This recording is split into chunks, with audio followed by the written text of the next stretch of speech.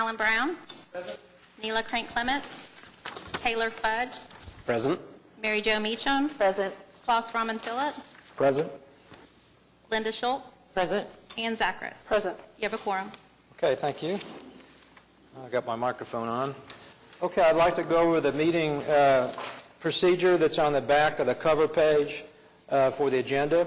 The chairman will announce each case and ask interested parties to indicate their presence by raising their hand. Commissioners will discuss details of the case, calling on staff for details. Following this discussion, commissioners may choose to ask questions of parties present.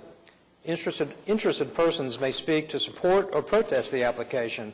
The applicant will be entitled to one brief rebuttal. Interaction between applicant and protestants on the floor is not permitted. Persons speaking are asked to approach the center podium one at a time to introduce themselves by name and address, and if you also sign in, please, and to present their position as succinctly as possible. The Commission asks each speaker to limit his or her remarks to no more than 5 minutes. Following the public hearing on an application, the Commission will take one of the following actions. 1, approve the certificate of appropriateness. 2, continue the proposal. 3, deny the proposal with prejudice, which means the application may not be resubmitted for at least 1 year unless the Commission determines that circumstances have changed, or deny the proposal. 4, deny the proposal without prejudice, which means the applicant may reapply at any time. When an application has been approved and after a 10-day protest period has expired, the Historic Preservation Officer will mail the CA to the applicant. City construction permits cannot be issued until the CA has been issued. Contact HP staff for final design review inspection or to withdraw items that will not be completed. And finally, any person aggrieved by any decision granting or denying a CA may appeal to the Oklahoma City Board of Adjustment. All appeals shall be made within 10 days of the Commission decision by filing a written notice of appeal with the clerk of the BOA. Okay, with that, let's go to from the Office of the Historic Preservation Officer. Just a reminder to everyone that we have a joint workshop with the Historic Preservation Commission, the Planning Commission, and City Council scheduled for the morning of October 15th. It'll be at the Cox Convention Center, and that is to review the Preservation Plan draft, Preserve OKC. It is a public meeting. The public is able to attend. There will not be a public comment portion to it. It is intended to be an informational kind of working meeting for these different city bodies. But that agenda will be posted soon. There will be an item on council just to formally adopt the agenda. And I believe everyone's received their materials in preparation for the meeting. If you have any questions about what's on the agenda or about what was in your packet, feel free to contact HP staff prior to the meeting, and we're happy to answer any questions.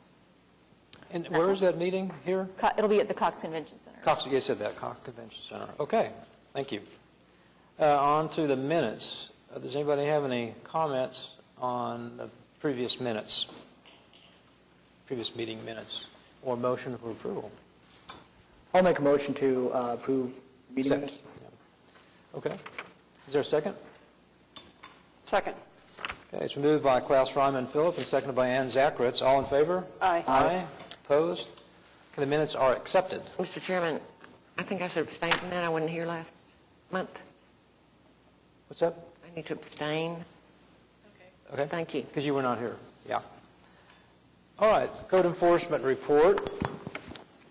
Anybody from the city or questions from anybody? Katie? I don't have anything to add to the report. I did want to note that our inspector has been promoted. He's still our point of contact for code enforcement, but we'll have a new officer that is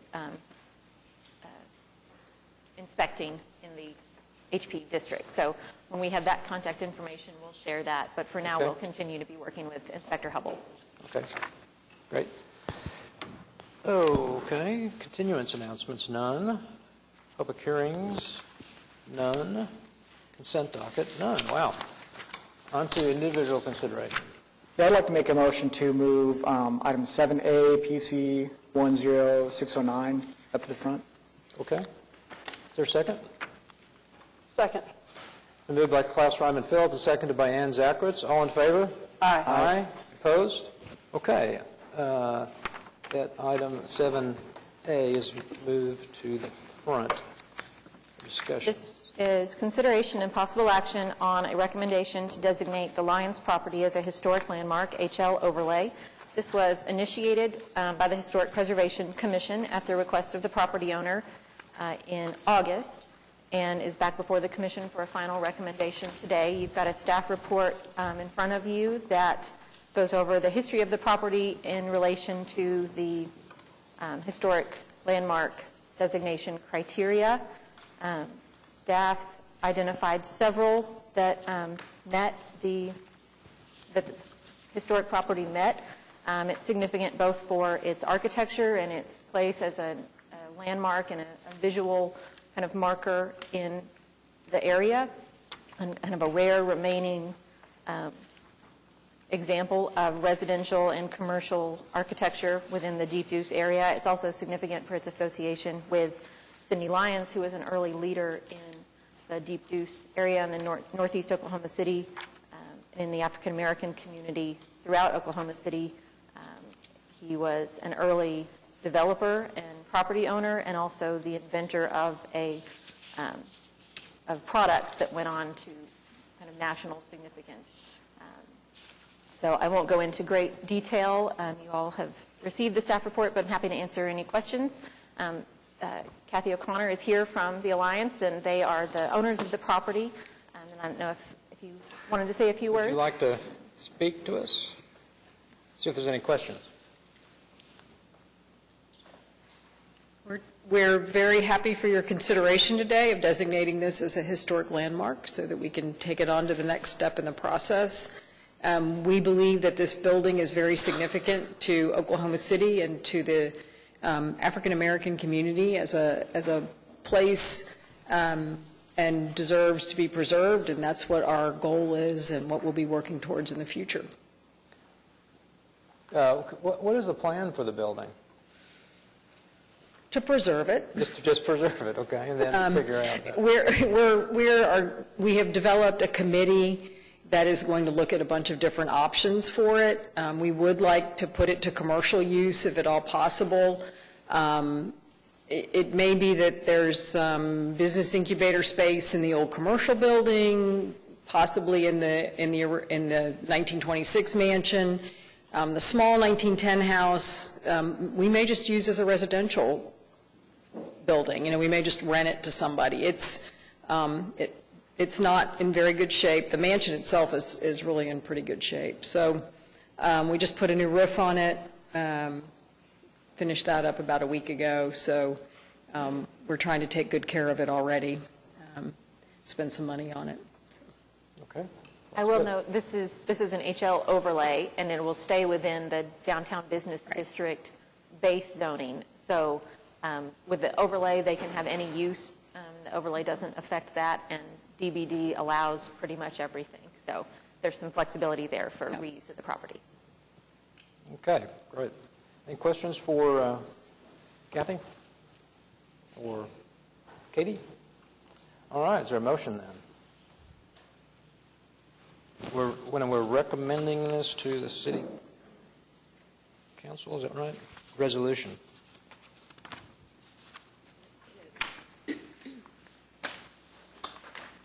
Yep. Do we want to, so it'd be recommend for the rezoning and designation of the property as a historic landmark to the Planning Commission and City Council? Yes. Okay. And second, adopt the resolution provided as part of the staff report. Oh, I'm sorry. And adopt the resolution provided as part of the staff report. Okay, is there a second? I'll second. Moved by Mary Jo Meacham, and second by Klaus Ryman Phillip. All in favor? Aye. Aye. Opposed? Okay, it's sent on to the city council. Thank you. Next. Back to individual consideration. Hbca 19-29 at 600 Northwest 17th Street, Mesta Park, Ward 6. Consideration and possible action on application by Pat Salome for certificate of appropriateness to 1, replace retaining wall required, and 2, replace yard steps required.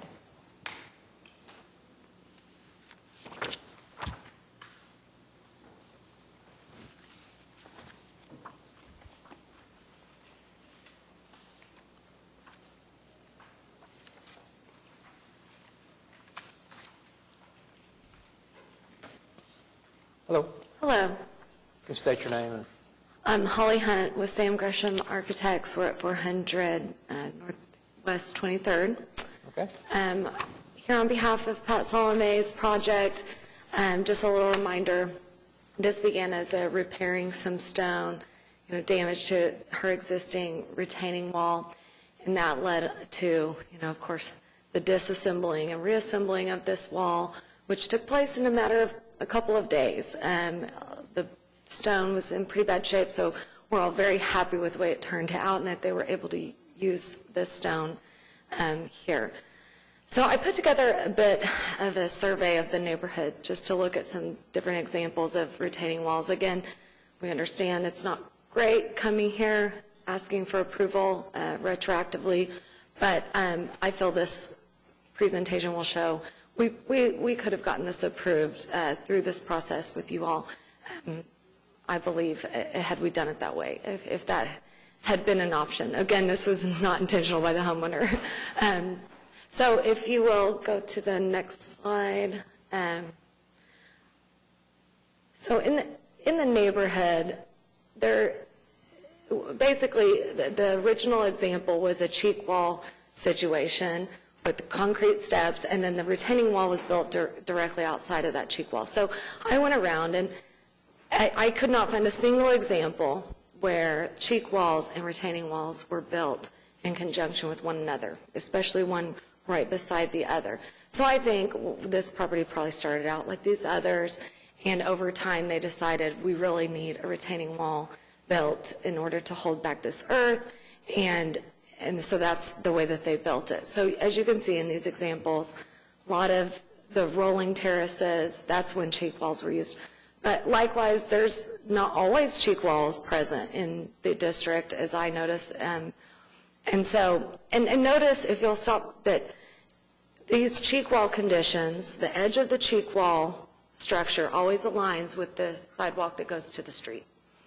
And in the examples where the cheek walls aren't present, the edge of the concrete follows the edge of the sidewalk to the street. So I just want to make that point because that's the condition we have stuck here. So we see a lot of examples of retaining walls in the district, but I couldn't find a single one where there was also a cheek wall. Usually it's the concrete step runs continuous to the retaining wall, as we see in these examples. So we can go on. Can we stop right there? This was an interesting find where at one time you can see there was a cheek wall and they decided to install a retaining wall. And they, in this example and a couple others I found, well, this is actually two examples. I'm sorry, you can see one has painted concrete, the other. So this is two different staircases, but they decided to build the retaining wall right in line with the cheek wall. In other words, it didn't sit beside it, it replaced the cheek wall situation that was previously there. So, in other words, I feel like if we want to just continue, that there's lots of examples of just different varieties, different situations, but I could never find a situation where we have a cheek wall and a retaining wall side by side. And what we're asking for today is this reconfiguration of the retaining wall and how that retaining wall approaches the steps. I believe that's the main real issue here. And so for me, in surveying the neighborhood, I feel like this is a situation that is in conjunction with the neighborhood, with the fabric of what we see in these retaining walls and steps. Our concrete still maintain. If you'll stop there, our concrete remains in line with the existing city street sidewalk that goes to the street. We've maintained that. So, I'd like to hear, maybe I'll stop talking, let you guys let me know how you feel about this, and hopefully I've brought enough examples to show you that this design is appropriate and fits into the historic fabric of the neighborhood. Okay. Any questions about this? I'm trying to remember all the discussion. Is the sidewalk the same width as it was before? Correct. Okay. So before this, the stair included the width of the cheek walls on either side. So the outer edge of the concrete remained outer edge of the concrete. Now we've just eliminated that cheek wall. So does that mean that the actual sidewalk is wider? No, it's the same. The steps are wider because there's no cheek wall. Correct. Yeah. Okay. The concrete width overall is the Yeah. same. Mm-hmm.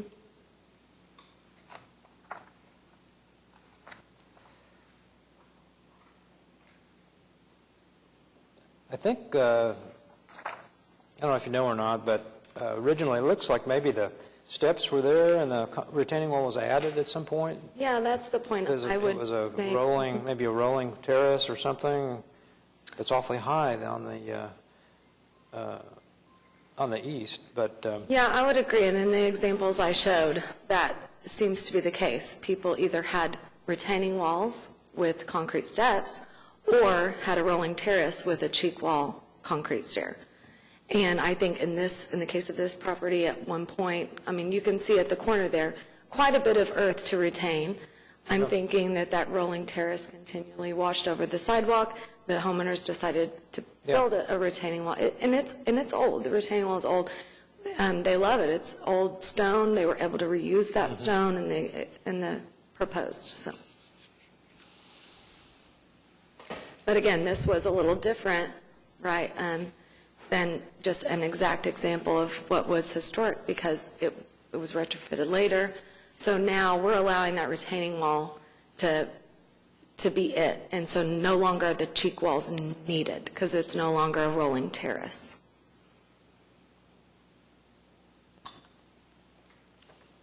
Holly, thank you. I think, to me, it's a good explanation. I understand what Holly's saying. I said last time that it was unfortunate, but I still feel like it's close. And with her explanation, I feel like that it makes sense also. any other comments? Well, I mean, I think it's just, the whole thing is unfortunate because it was, as they always are, if we don't start at the right place and to get approvals and those kinds of things, it just makes them more complicated. I'm not persuaded by examples of other things that are wrong, because I don't think we really can take into account, what happens, somebody else is doing that maybe should have been more historic. But I think that this one is close. Although I also think that those rolling terraces and sidewalks are as important as our driveways, sort of for the overall look of the street. So, I think we're right to talk about it, and I think we're right to be concerned about it. But I think this is... I would mention I appreciate all that they say the fence or the barrier, but it would have been nice if we could have kept the look. It would have been nice if we could have kept the look in some of those houses you found, too. But I'm not going to vote against this.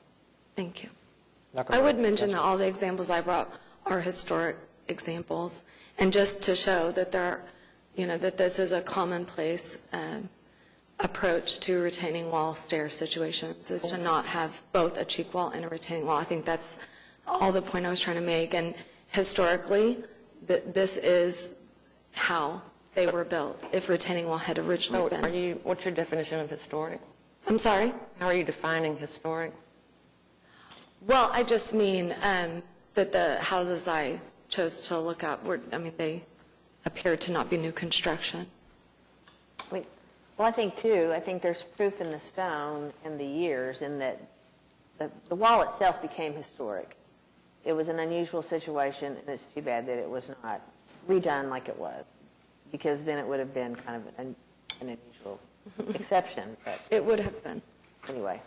In fact, I could not find a single other example of a cheek wall and retaining wall side by side in the neighborhood that I surveyed.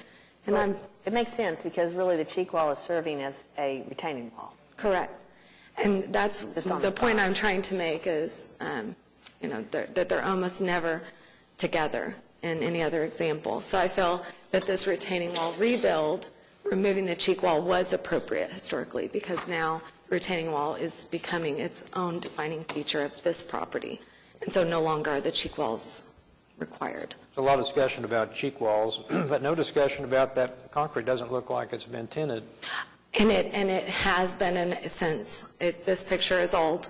They have tinted the concrete, for sure, and they're... Tinted after it was placed? Or stained. Stained? Yes, I'm sorry. You stained it, okay. Mm-hmm. You don't have a current picture of it? I don't. But upon inspection, I'm sure it would be found that it has been stained. I just wonder how you did that. I'm just curious for my own. The homeowner did it, Homeowner I feel like she really wanted us to come and be her speaker here, because public speaking, also not my favorite thing, just for the record, but, Oh, whose is it? Who is fond of that? I just wonder what it looks like now. Well, I know it was her plan to get it as close to the color of the street, public sidewalk, as they possibly could. We can get photos to confirm that. Yeah, I'd like to have you look at it. Yeah. Okay. And also, I'd like to, just for record, I'd like to find out how it was done, because this happens other times. And, the city does things like this too. I kind of agree with the comments. These historic neighborhoods are eclectic, and, if they're not uniform, so you're going to find differences in stairs and retaining walls, whether it's rolling terraces or retaining walls. I mean, I see both all throughout, all the historic neighborhoods. So, I mean, the process is unfortunate, of course. It's always nice to have the discussion first, but, of course, that's just how this one went, so.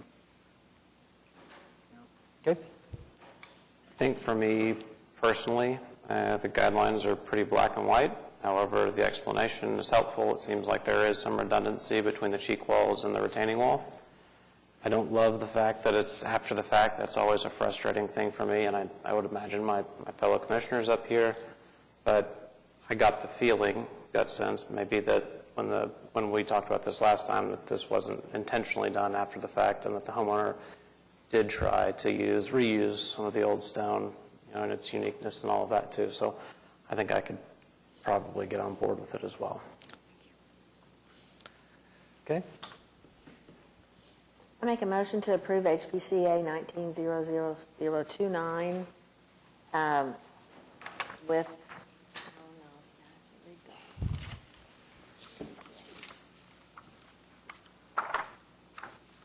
lost my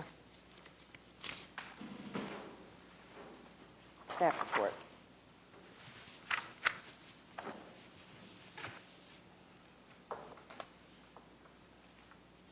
Yeah, that's...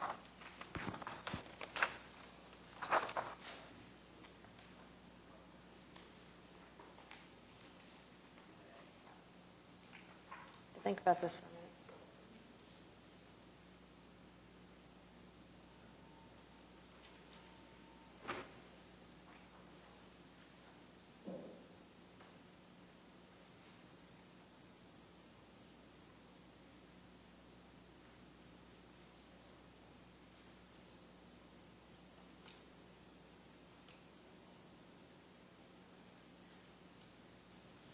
And anything?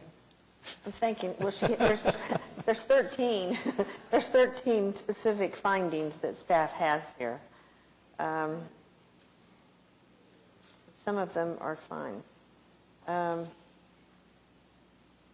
think really the specific findings 1 through 12 are appropriate. It's number 13, the removal detracts. Still with the specific findings, I feel like that we've worked through, and I don't do it. Do I need something other than that? Because I don't really think that there's a conflict. You see a finding that would conflict. It's kind of weird, but. No, I think maybe an additional finding that the reconstructed wall is an appropriate approximation of the historic condition, something to that effect. Then we'll add number 14, specific finding that the new design is appropriate based on historic processes for going from a cheek wall and a rolling lawn landscape to a retaining wall situation. And with the condition that the photograph of the final stained stone, concrete be submitted to staff. Would that condition be, would the release of the CA be No, yeah, predicated on that? prior to the release of the CA. Acceptable color, of an acceptable color to, not match, but approximate the adjacent concrete, which is a requirement, I think. Yes. Yeah. Okay. Is there a second? I'll second. Okay, it's been moved by Mary Jo Meacham and seconded by Taylor Fudge. All in favor? Aye. Aye. Opposed? Okay, item passes. The condition. Thank you. Next. HBCA 19-35 at 228 Northwest 32nd Street, Edgemere Park, Ward 2. Consideration and possible action on application by Sam Gresham Architects for Debbie McGill for Certificate of Appropriateness to 1, replace windows, elective. And this is a little bit a different case, but we had this happen sometimes. Turned off my speaker, sorry. I did the same thing. Just to explain, we have, this was approved with conditions, but the applicant was unable to meet the specific conditions that were part of the approval, and after discussing it with them, we felt like it made the most sense to bring it back to the commission for additional review. So that's why this is back before you today. Okay. Hello again. Deja vu. So yes, if you'll recall, we talked about getting, a letter from a window professional. The window professional we specifically mentioned wasn't able to provide that, and I'm sorry I specifically mentioned him because I feel like that really boxed me into that with you all. They are a reputable name, but my next call was to another guy who works a lot here, Miles Mixon. You all, I'm sure he's been here. But another guy he works with, Mark Elwell, restores windows. I called him. He came out, looked at the house, looked at the windows. A week later, he went into the hospital. So he got me in touch with his apprentice, this Michael James, who conducted this survey and a letter at the end that you all have in front of you. And he, of course, he doesn't have the 30 years experience that Mark Elwell does, but he has worked on a lot of these buildings and a lot of these windows in the district with Mark. Mark's taught him everything he knows, so he vouches for him to that degree. I asked Michael to be here today. He had a prior engagement, couldn't make it. But I went through and just highlighted, his summation is that 95% or more of depletion is present in these windows. And I just want to remind everyone, 50% or more in the guidelines, that's what's stated in the guidelines as eligible for replacement. So I did want to make that comment, but I just kind of went through. He is no academician. I realize that there's some misspellings and things in this survey. When he says sill like a ceiling, he means sill, S-I-L-L, like a windowsill. But I hope that you were able to gather from this document that there is in every window words like rotting, water flow in, falling apart, splitting, shifting, doesn't open, faulty, failed, rotted, mold, lots of mold. So again, this is just another example. Whatever it will take, I am positive that anyone that comes out and surveys these windows would concur that they are beyond the 50% threshold for replacement. So I hope that we can uphold this approval and let the homeowners replace with some very high-end, very nice wood, true divided light windows. Okay, so what was approved at the August meeting, and why is it back? I still don't understand. The approval was for replacement of the windows. grab the actual file. Hold on. Wasn't it just we were going to get a letter from the person who was replacing them saying, yes, these truly do need to be replaced? Wasn't Yes. that? From From Wood Window Rescue. Wood Window Rescue or another, A window Similar. professional. Mhm. so we have the letter now. Yes. So, Yep. So the, for whatever reason, the condition specifically said a letter from Wood Window Rescue. oh, I see, I got it. And, Okay. That's a little contrary to their whole business. and so we, So Katie, are you saying that if staff would have approved the replacement window, if the letter would have been from the company mentioned in the staff report last time? Or the- it was mentioned it was mentioned specifically in the condition. We usually don't, No, we usually don't. yeah, Yeah. would have been, Yeah. or similar, but there are Yeah. others. but And I will say, as the staff report kind we're of not notes, the plugging anybody. I think because the write-up that we did receive had some issues with it, places where things were unclear, places where some of the damage described seemed like things we typically see people repair, staff wasn't comfortable moving forward with that. I have a On question. top of it being, that we had specified a Certain place. particular. On the first one, though, can we clear up, it says that windows do not appear to be replacement windows, but appear to be original. So that's just to say that, yes, they're the historic windows, because obviously Oh, okay. if they were not the Okay. historic windows, we wouldn't be Okay, I particularly concerned with their condition. Okay. That's what that means. Okay, I thought it meant that the applicant was using the idea that since they were replacement windows, that they could be replaced. No, I don't believe they've Okay. suggested that at any Okay. point. No. And then the last one was dark screens, number 7, that dark screens block the view. Was that? So we have documentation from 2 different window companies, Oh, okay. and I guess, and I can't even recall now if that was something that we raised at the previous review of it, but as we were preparing this staff report, we noticed that we've got window specs from Colby, and we've got window specs from Marvin. Yeah, they got competitive They bids. don't match in every detail, including one vendor shows screens, one vendor doesn't. There's some differences in mutton configurations, things like that, that And it's unclear to certainly, staff exactly what- certainly we would Y'all accept. settled on a window replacement? They got the 2 bids. I believe they'll go with Marvin because it's a little more cost effective. But certainly, we are all aware that some clarification needs to take place once they decide, once they're given approval and can fully move forward with replacement, to detail that mutton profile, to detail clear glass, all of the terms of the CA will dictate So that. upon approval, you all will submit that from the window specifications to the staff? I would be for happy to. approval. Is Yes, that we can do what we're that. looking We can for? fully make that a condition. Yeah. Okay. So staff's recommending continue. I think upon your approval. What's that? I think they just, Just because upon of your the- approval. Right. Because of what? The name of the company and Well, I think Confusion we about wanted, which- confusion. I mean, we menu? wanted to make sure everybody was comfortable with the condition of the Condition. windows and that they warranted replacement. That's number 1. That was number 1. Yeah. That's the first thing that you all are asked to consider. So if, once everybody's checked that box,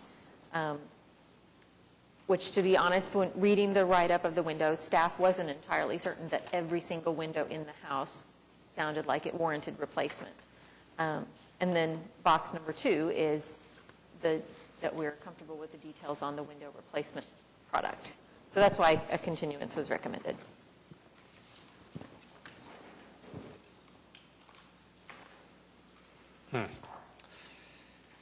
Okay, so as part of the specific findings, we could add that,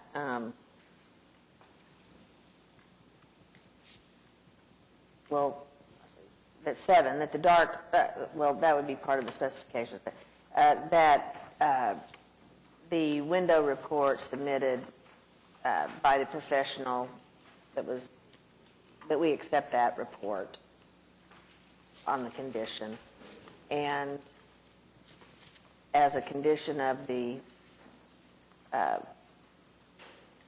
application, that the applicant would have to submit all of the window specifications required and asked for by staff. So is that where we're, Okay, so number one, anything else? Well, I mean, more than submit them, that they would have to be compliant with what Yes, was the staff approved. can approve Yeah. windows if they are, so. so And so what is Number the one- dark, what is the dark window? Well, they wouldn't be able to do that because staff Yeah. has to approve their Okay. final specification. Sorry, I didn't even know that was They part. must have checked that box Sorry, on one of the, We'll be certain to uncheck. So number one, do we accept the report as good enough, stating 95% are depleted or deteriorated. So I don't know this individual. I don't know if they do window restoration or window installation. I mean, I could give references for him. That's all I could do. But what? I could give references, for people he's worked with. Doesn't have some giant company or anything, He's a carpenter. Is he a carpenter? Mm-hmm. And he restores windows? He does, for 30-plus years. Okay. I think that somehow, I mean, I totally understand and agree that we should accept experts' opinions, maybe more than one, but I do think that somehow we should establish that that's what they are. I mean, if there's some sort of, just a short bio, that he's been in business for 30 years. Qualifications, so that we can rely on, and I think that's why, maybe by mistake, there was names mentioned. It's because there are established reputations, but if not, I think we need to establish them. Yeah, I think that's a great suggestion because I'm a little bit concerned about specifying like a specific company for something like this. I think it's better, like you suggest, get a bio so that we're confident that they're qualified, but, allow the applicant to, have a qualified professional, whether, if it's a structural engineering issue, whether it's a If we concrete. did, Yeah. we should not have recommended a specific company. We should have recommended a qualified Correct. window restoration company or something like that. Correct, yeah. My Well, question is Mr. James, does he fit that? I don't know. I would go back on, I would say that the contract, or what are you all serving as? The designer, contractor, or? Architect. The what? Architect. Architect. As that? Yeah. Right. myself. That the architect has qualified this person for us. Okay. In this case. That's, I mean, I feel comfortable. Because I would feel uncomfortable if every time a professional came in before us and said, well, you need to submit all the qualifications of your subs. No, for I mean, approval. I feel uncomfortable doing that. I mean, maybe if it was somebody that we had never met and but I feel like in this case that we have an established person, they're qualifying that person. I don't think Holly made every so effort. Holly's qualifying this individual. Holly is qualified Okay, this I'll buy that. Well, then So- she has to do is say so. I mean, Do we accept the he report? says, yes, and our firm Yeah. is standing behind this. Well, and my integrity does mean Yeah. a lot more to me than this single case, so. So do we accept that this report that they're 95% depleted, whatever that means, I guess? Right. Well, I think we're accepting the report from, Sam Custom Architects. Okay. I Performed guess by- that means by depleted, unable to be restored.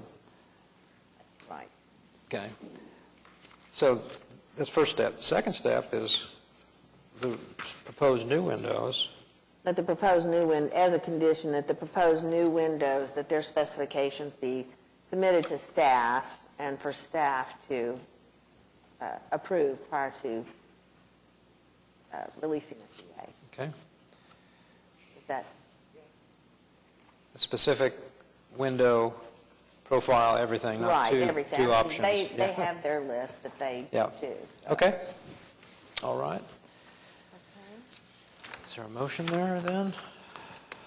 So make a motion to approve HPCA 19-00035 with the specific findings as noted by the staff report and with the specific finding that the commission accepts the Window setting? condition report on the windows from Sam Gresham Architects, and as a condition that the specifications for the windows be submitted to staff prior to release to the CA. Okay. Is there a second? I'll second. Okay, it's been moved by Mary Jo Meacham and seconded by Taylor Fudge. All in favor? Aye. Aye. Opposed? Okay, been approved again. Thank you. HPCA 19-77 at 800 Northwest 41st Street, Crown Heights, Ward 2, consideration and possible action on application by Virgil Onan, Carry On Homes, LLC, for Donald Horton for certificate of appropriateness to, 1, replace skylights with dormer elective. The Commission saw this application previously and continued it for some additional information about the kind of the interior of the space and the configuration and why this why the applicants proposed this as a solution. Okay. I'm Virgil Onan, Carillon Homes, Okay. 800 Northwest 41st. I'm representing Donald Horton, the homeowner, and I'd like to thank the Commission for seeing me again for the continuance. I hope and pray that we can come to a resolution that's good for all of us. I'm not against the historical preservation. Let me make that perfectly clear. We did some measurements inside the home, and I know inside the home is not a factor, but it's a factor for my client in the non-use of being able to use this bathroom. Plus, regressing a little bit, there's chimney problems, there's skylight problems. The way the chimney is built has the valley coming down into it on the opposite side. There's a lot of problems there, and I just want to remind you that by letting us encompass that fireplace off of the eave of what we see to the right of the skylight there, it lets us solve a lot of issues, leak issues that we can put to bed. It has several different types of flashing. That would all be corrected. Anything that we would use would be copper flashing, which we would it would turn a brown, the natural color.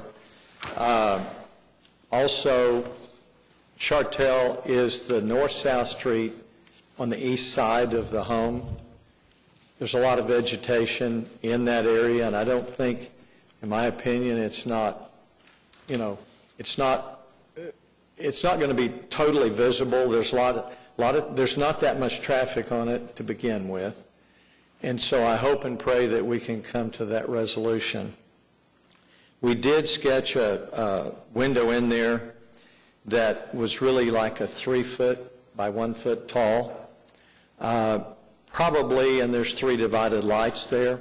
I think that needs to be tweaked a little bit, maybe with a more vertical and not a square window. I think that would be more appealing, and it would actually match those others. We might elongate that just a couple of inches, 2 to 4 inches, get something that would be close to the same width that we have on the other windows.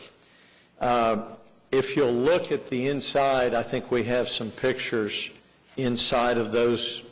Did we have, Angela, those parts? Okay. Can we advance to the interior of the home there? No?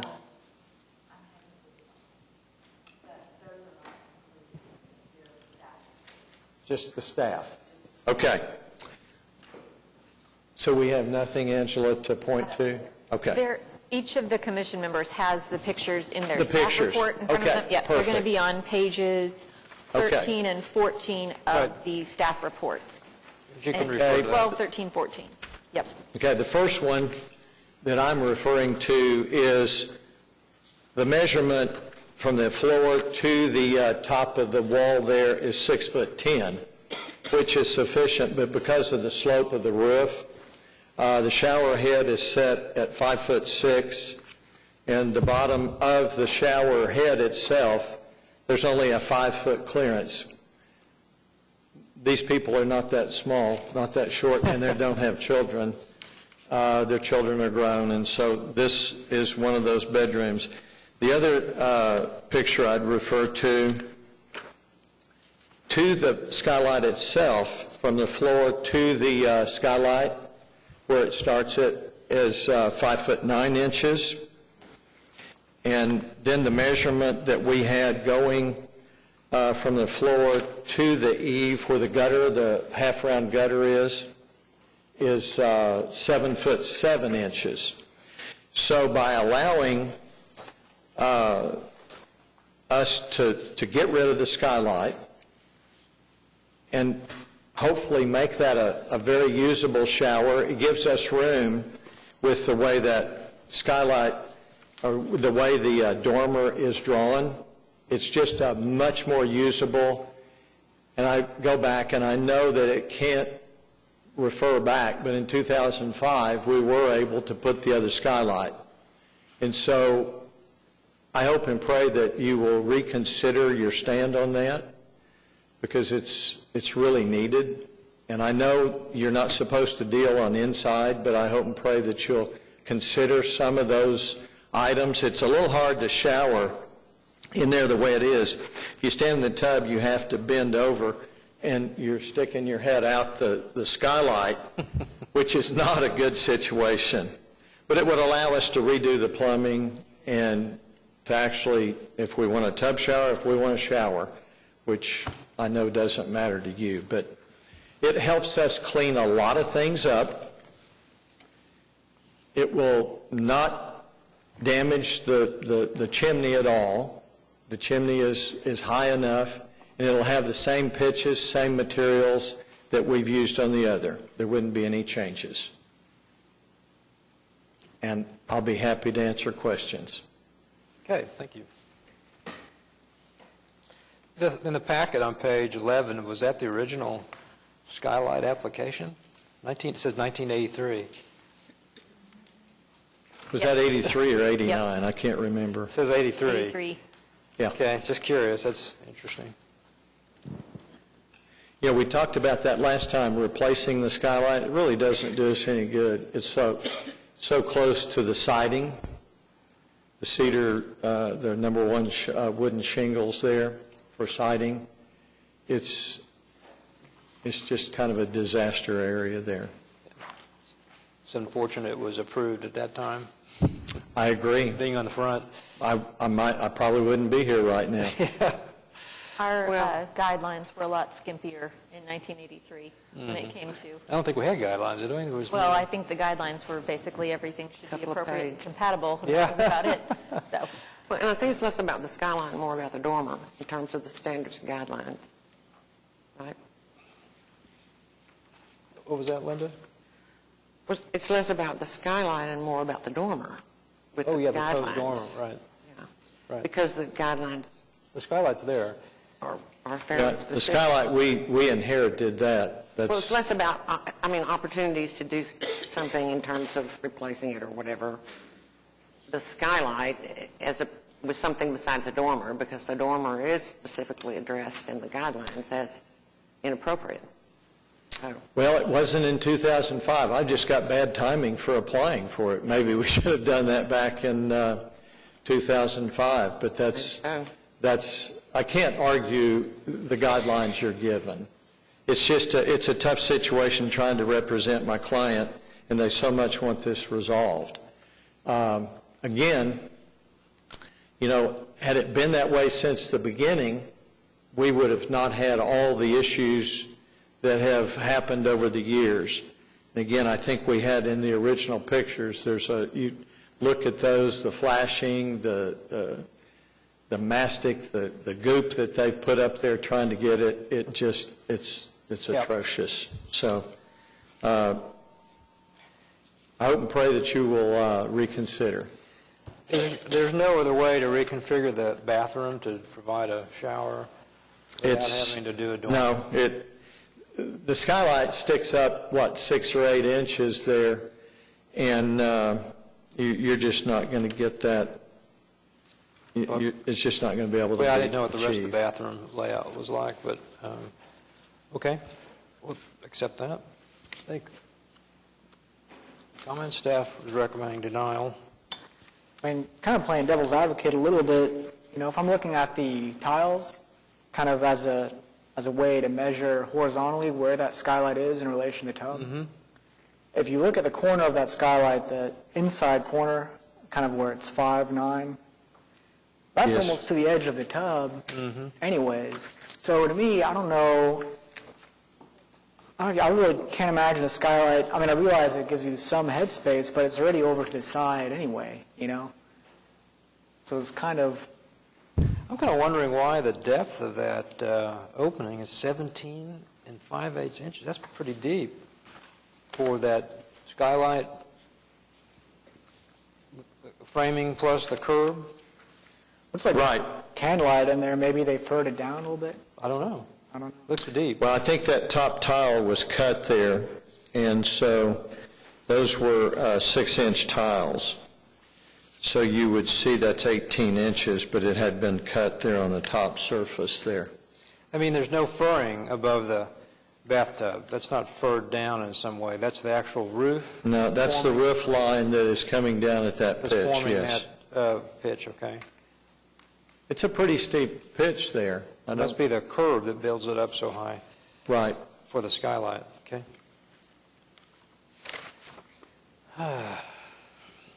I know it's a tough situation. That's exactly what I was getting ready to acknowledge. It's definitely a tough situation. The dormer would look great. It would be more convenient, certainly, but where I really get stuck is that we have standards and specific guidelines that say the dormer is not appropriate. I recognize there's one there now. Currently, there is not one, and we're asking to put one in. Personally, I think this is a pretty prominent home on what I would consider a relatively busy street, and this is in a pretty visible location. So I don't know that I could vote to approve that particular item under these circumstances.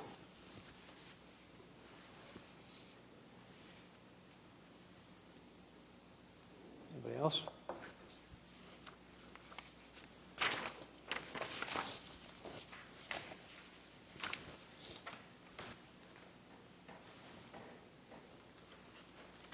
I'm not sure. I mean, the dormer, you get kind of all these complex connections around the chimney and the roof as well. I mean, it seems like even with the new dormer, there'd be opportunities for it to leak, maybe even more so than the current skylight from a construction perspective.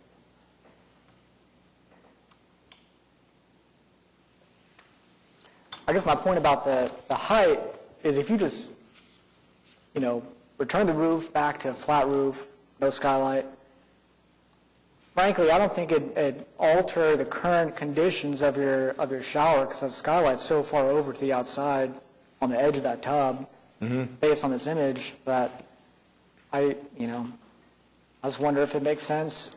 This is never a clean solution necessarily for a shower. There's always going to be limited headroom there, which is why I know we don't consider things on the inside, but that's kind of why I echo Alan's comments a little bit. I mean, there's got to be a creative solution to, and also, reconfigure the bathroom. a bathtub does not have to have a shower head.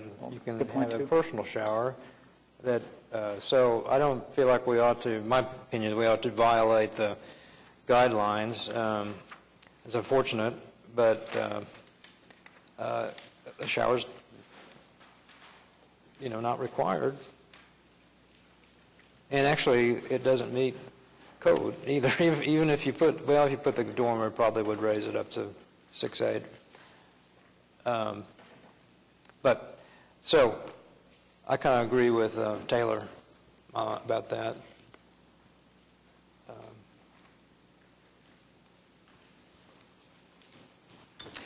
Anybody else? You don't mean like a... It's up to you. And I'll make a motion that we deny HBCA 19-00077 to replace the skylight with a dormer with specific findings 1 through 5. And this is, are we going to deny it with prejudice? Which means, does the applicant understand what that means? So denial with prejudice means that they can't come back and apply for exactly the same thing for a year. They could return with a new application for Something else. a modification Okay. at any time. Okay. And you've had that discussion? I don't know that we've talked specifically about the with, without prejudice, but No, it was, we really don't want the Skylight where it is. I guess a smaller Skylight could work, but I'm not sure that he even wants it now. We would probably prefer you remove the skylight. Right now, it's a mess. We have extensive damage on fantastic woodwork that you guys don't care about. Anyway, it's a problem with all the leaks going on. There's not just one leak, it's a multitude, The so. skylight was removed and the roofing was restored, would that solve the problem too? If we get real creative with our counter flashing, it just has step flashing up there, and it doesn't need step flashing. It needs copper. To the west side there, there's my wife said, don't say stupid, so I'm not going to say stupid, but it's a horrendous way of flashing for years. It was just a galvanized tin, and that's got to be, we've got to do something back behind it to get the water around. So, I think we can do it. Probably wouldn't even be seen. Okay, then I'll stand with that motion. Okay. Are we denying with prejudice or without prejudice? Yes, as staff recommends. So does that mean that they can't then come back with a This creative exact- solution? no, so they after can the come, fact? they can come back with something else. They just can't come back with this same exact proposal again and again. Okay. But they can come back, and we may be able to, well, we would likely be able to administratively approve removing the skylight and going back with just normal roofing. I think That that's can the work. direction we'll go. We'll just remove the skylight if that's approved. Do that, and we'll flash it properly, and probably put a chimney cap cover on, as most everybody has. Okay. I will second that. Okay. Moved by Linda Schultz and seconded by Taylor Fudge. All in favor?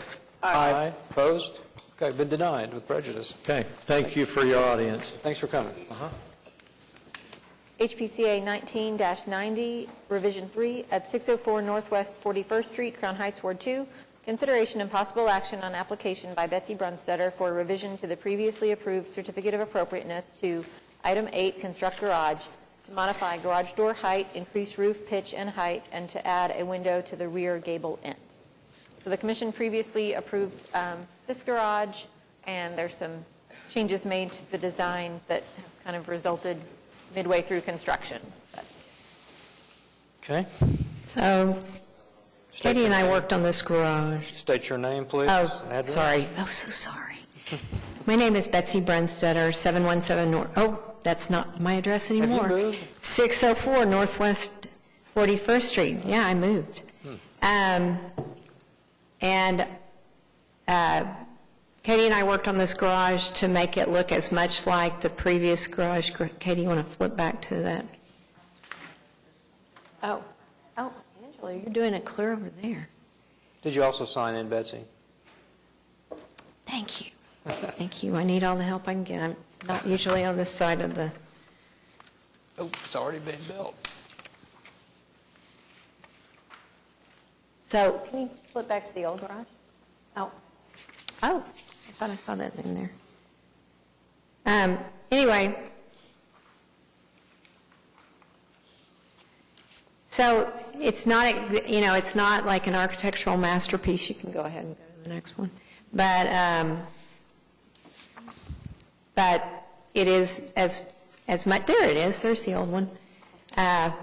Is as much like that one as possible. We had kept the angle down, and this was framed in one day, and I was out of town, and when I came back, I had a garage that was, it's like 6 inches taller on at the bottom of the slope, and then it's about 1 foot forward, 1 foot 6 taller at the ridge.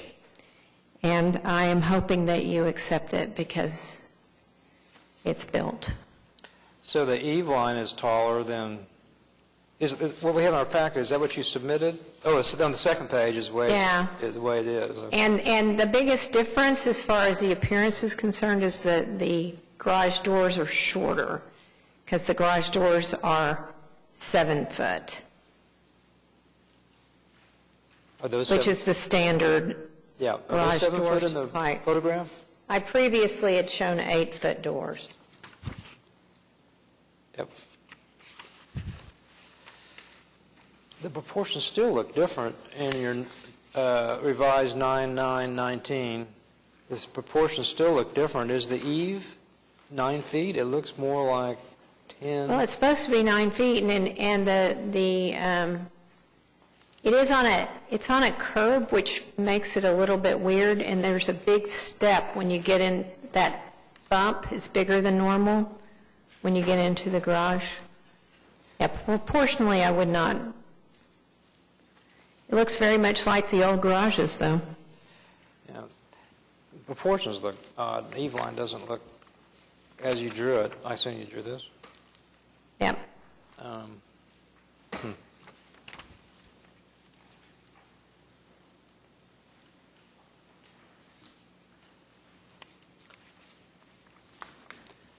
Where is there a picture of was there an existing garage? Yeah, there it is.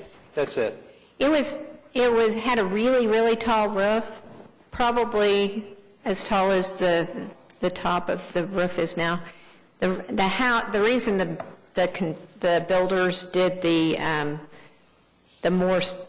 bigger slope on the roof was the house roof is like at 45 degree. It's like a 12-12. And so they didn't do that, but they made it as tall as they could make it. And then finding out, I revealed that to Katie, and Katie felt like we needed to review that here. Yeah, if you look at page 3 of 5 in your attachments, there's a historic photo of the garage, and you can see it a lot better than you can in this shot that's on the screen. You can also see that there's absolutely nothing to the north of this house, which is fascinating. Yeah, it is Anyway, very interesting. Which? Page Oh, back right there. before the drawings. Oh, there it is. So that's about a 12-12 slope, and it's not even symmetrical, it looks like. Huh.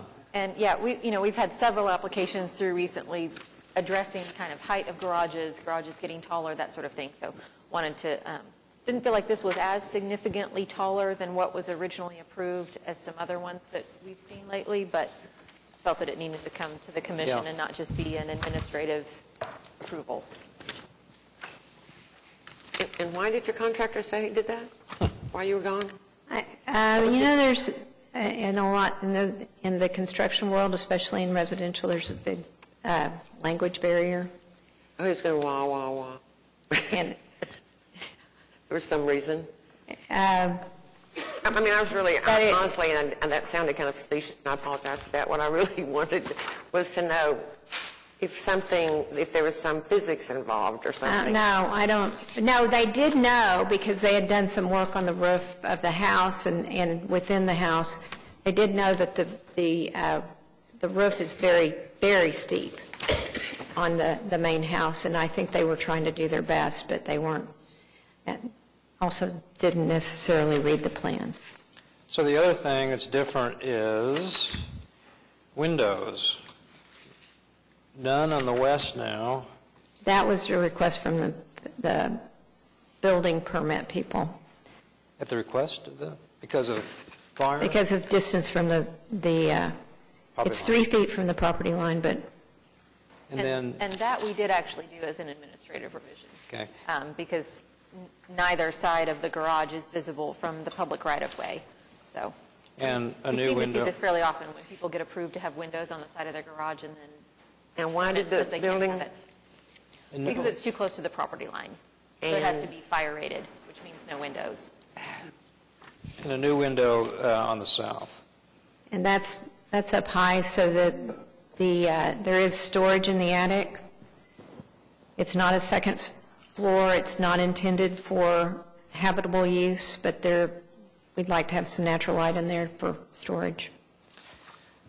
problem I've got with this, I don't know about how all of it came about, but last month we denied somebody who wanted to have a steeper roof pitch and a higher, remember that one? Yeah. Because they wanted storage, and we made them decrease the roof pitch and make it such that you could hardly have storage. Now, I think that eave height is higher.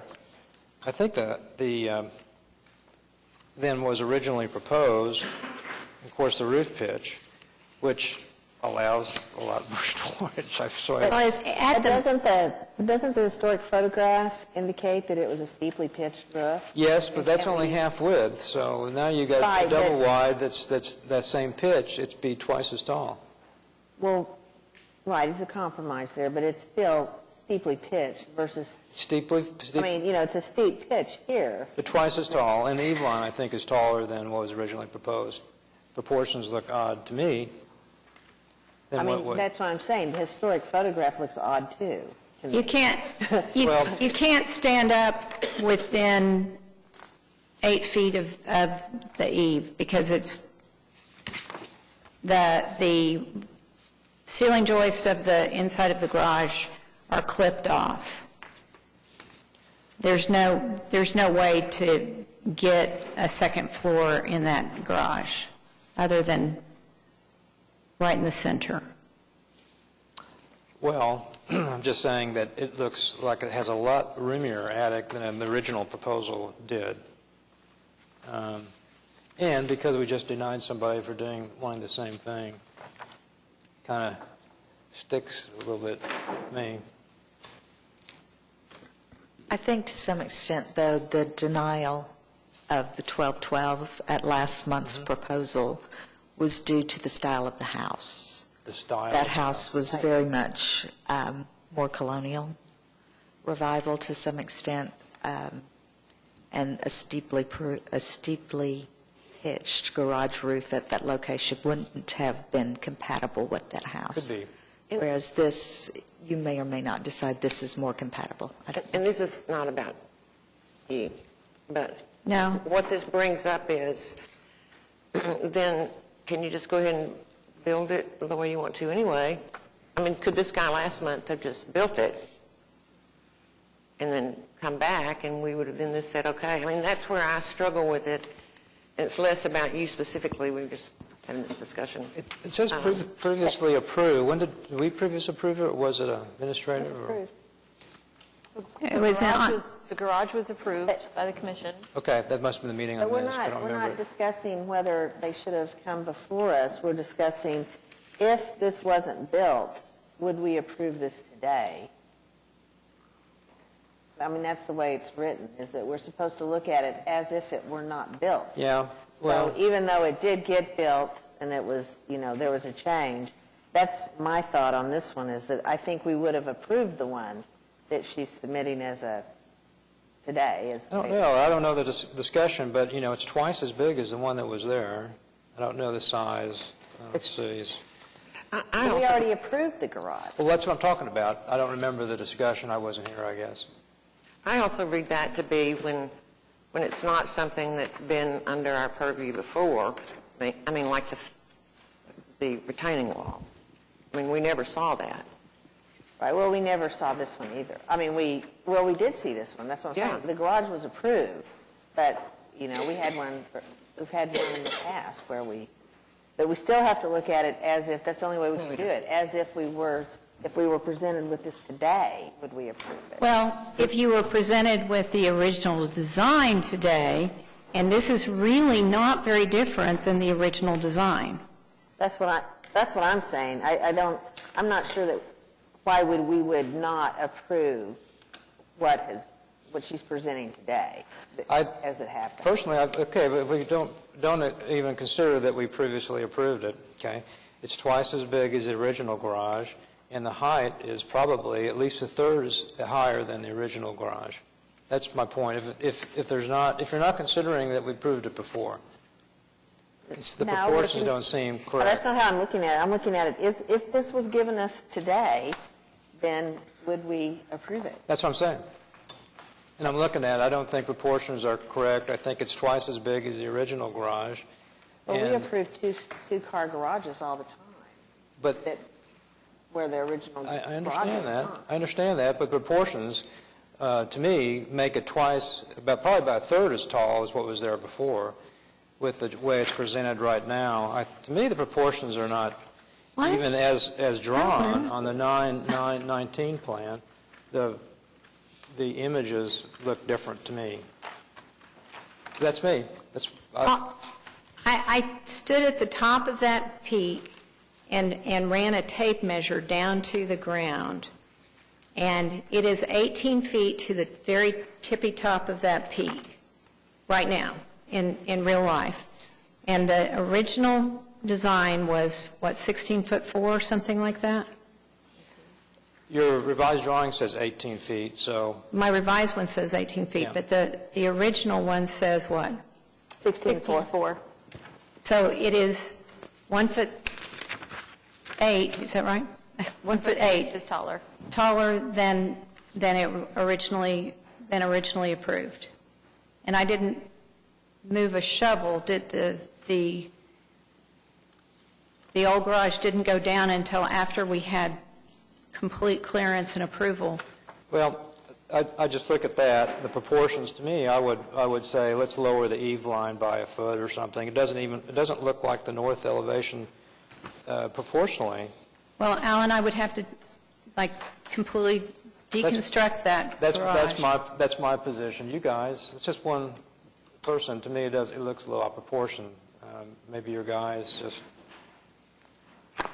Now, this is a really tough one because, on the face of it, is it egregious? No, and I absolutely believe that, I've been part of a lot of construction projects. I can't tell you how frustrating it is. Oh, definitely. You go out there and it's like, why do you use 9-foot studs instead of 8-foot studs? And, it's like they kind of do their own thing sometimes. And sometimes in a non-HP, kind of roll with the punches and kind of figure it out from there.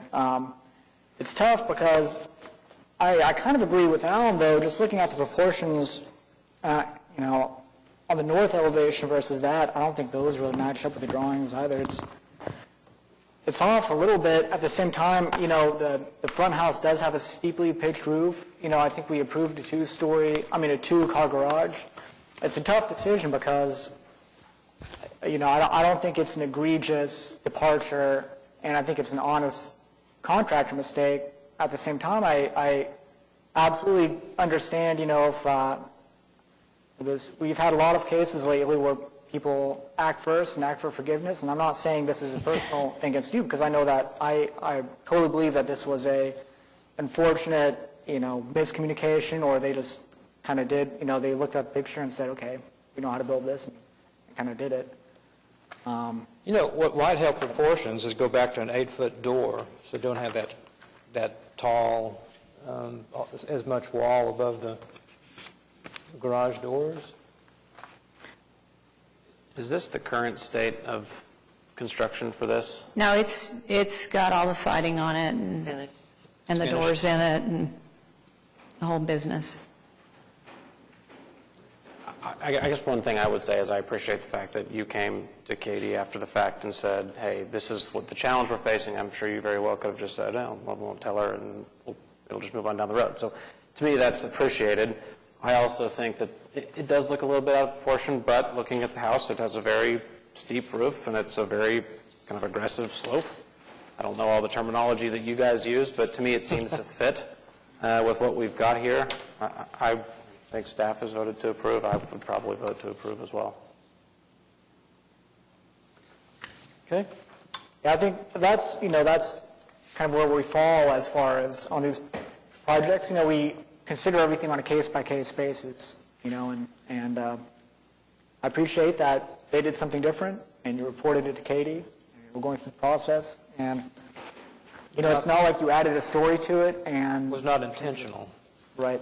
So it's unfortunate, again, I know how frustrating it can be working with subcontractors sometimes.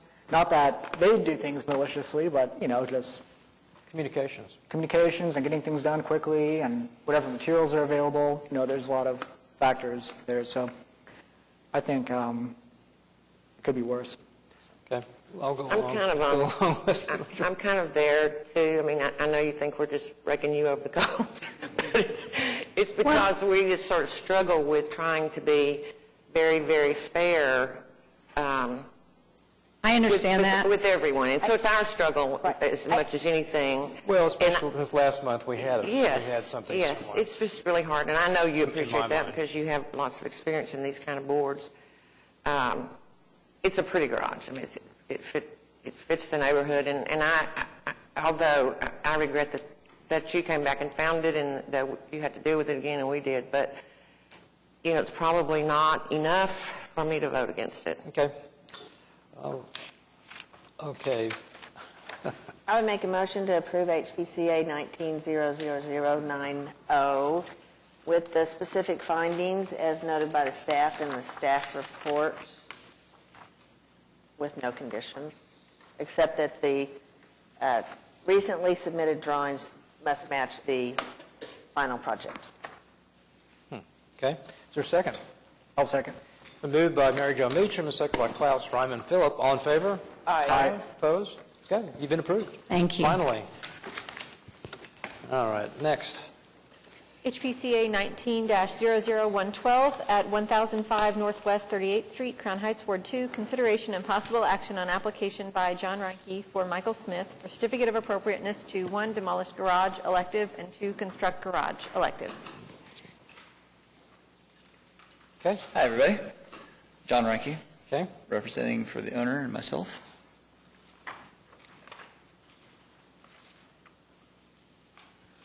Everyone's favorite projects, garages, right? Oh, boy, another garage. Certainly seem to be my favorite projects.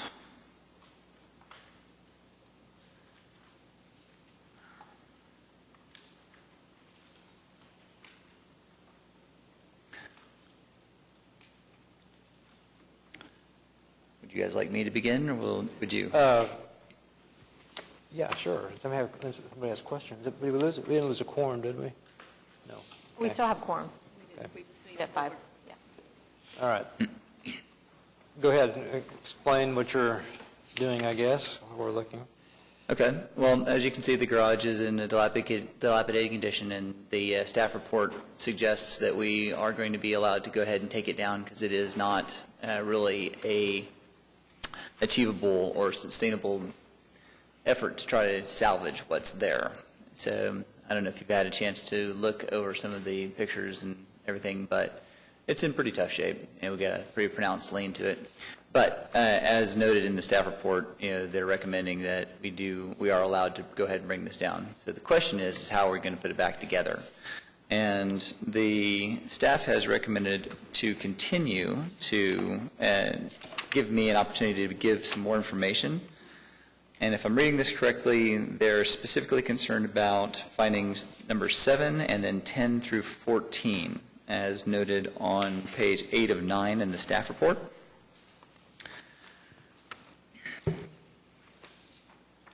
So item number 7, I'm not exactly certain what, and Kay, maybe you can give me some guidance on this, what you're asking me to do with item number 7.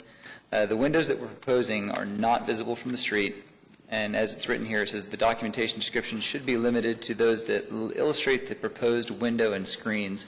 And I think I thought that was kind of what I did, although after talking with Angela and looking at things, I may have been a touch misleading because I used stock footage of various things and then found the details from the manufacturer that iterated what we wanted to accomplish in terms of the fixed buttons and divided lights. And so are you guys asking me to provide additional information here, or is this just a note that in the future you would like to have more information provided? Can you give me some guidance as to what you need? I think this was just about making sure that we had specifically the window documentation for what you would install. A lot of times we get these brochures from window manufacturers, and it's a page of, a half dozen different options for your window products. So we want those to be specified which configuration you're going to be using. And it looks like we do have Yeah, I've got some specified here on the casing So it would just be Yeah, we have pinning the down flat those specific casing details. the flat casing is described, and then on the page where they actually have the window and the divided lights, the colonial style is what I circled, and that's the 6/6 and true divided light that, that I described in the description. So it may have been an oversight, or I may not have done a very good job of highlighting that. So, but I didn't have a picture from the manufacturer of what that would look like in its finished condition. So, yes, I believe that's what comes with the window. Yeah, that would be for the lower sash, because these are only going to be single hung as opposed to double hung, like as in the house.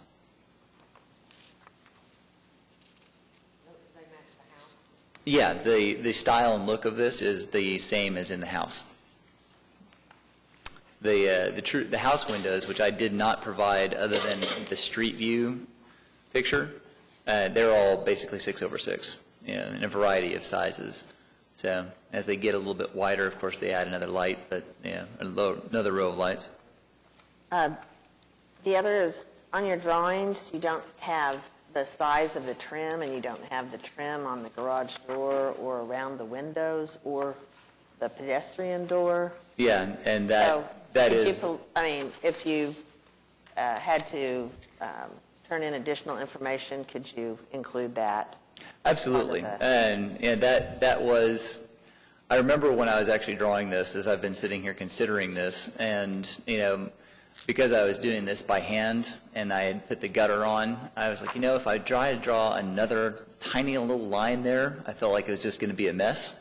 And so I actually didn't put those on, thinking that if I shed, I'm putting in the 3.5-inch, hardy trim, right, which was described in the thing, that would be enough. And I've done a few projects, you guys probably actually remember me, and my standard details are the 3.5-inch right, smooth hardy and face. even if you sketch it, I'll say, even if you sketch it on, at least that you can indicate that size there, and then when we go through it, then we can know that size of the trim is going to go on those particular places. I completely understand. So I would just say that they're not quite finished as far as trim and size approval. Is that part of your? Yes, I think that, and then the other detail that staff called out was the eaves, which, as you see on the historic garage, they're very minimal eaves. There's really no overhang at all. And then we have a much deeper eave with a boxed return that kind of gives a different look to Are you copying the front eave of the front-facing gable on the original house? Is that what? No. It's hard to see in the picture. No, it's a hem skirt on the house. So there is no substantial overhang on any of the house. Could we just go back to the detail on the original garage? Is that what you're? We could, and that's certainly an option. It's the preference of the homeowner on this to actually have a little bit of a protected side on it, which is what that eave detail does. So, and it's noted here that, and let's see, number 14 is what we're talking about specifically, but in the write-up, I think.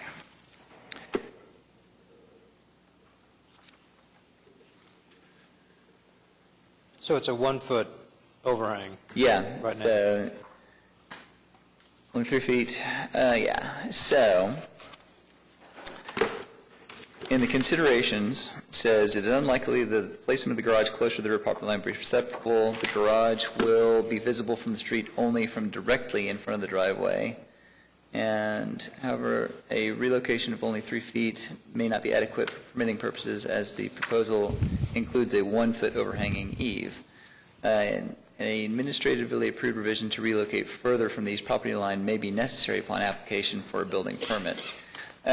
Which kind of implied to me that, because of the location of this garage as it relates to the street and the other adjoining properties, that eave was not really going to be an adverse problem for the character of the neighborhood, and therefore was going to be okay. The way that paragraph reads, sounds like the eave's going to be fine from an architectural standpoint, but it might be a problem in terms of permitting.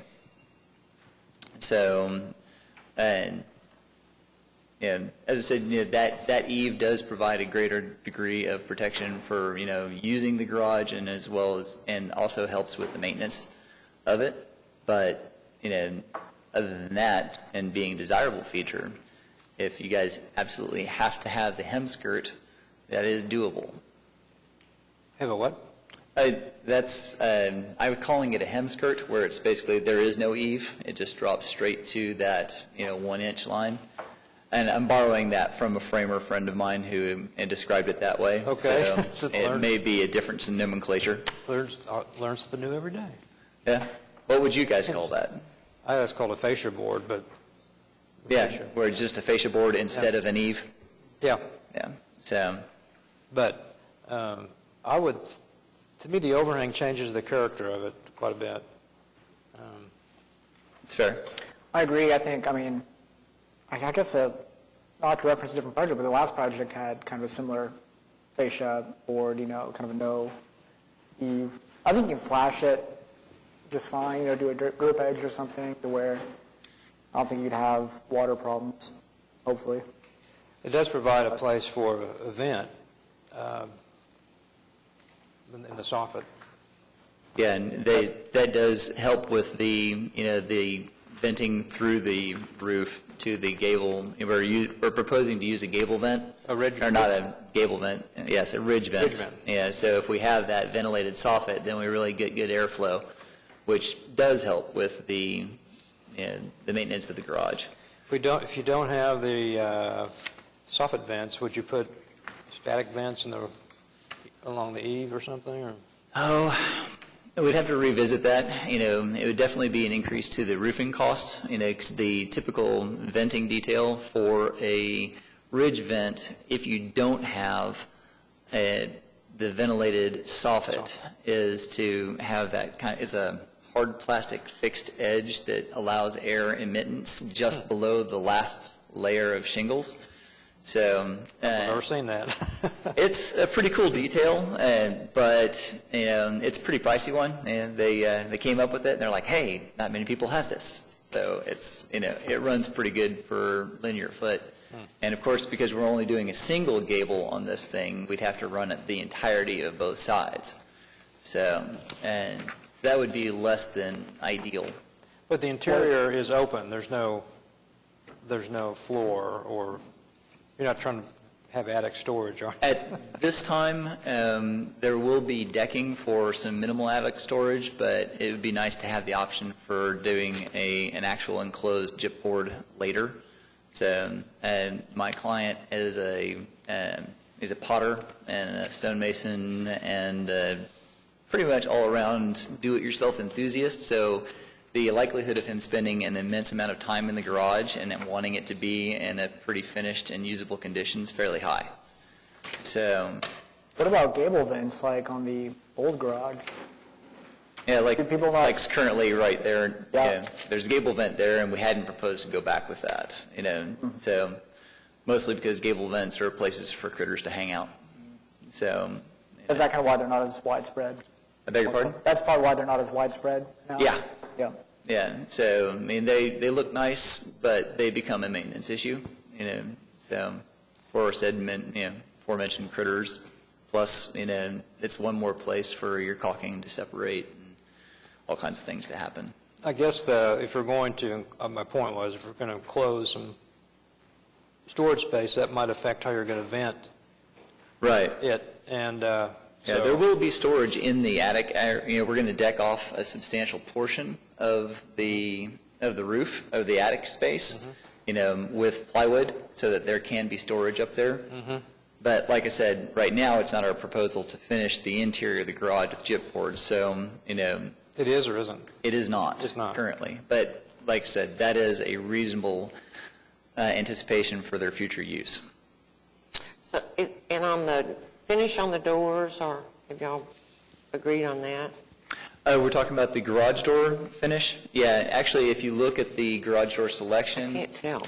Yeah, it's the actual picture that I had used is a recessed, smooth-faced, wood-finished panel, and it's been painted in the picture that I used.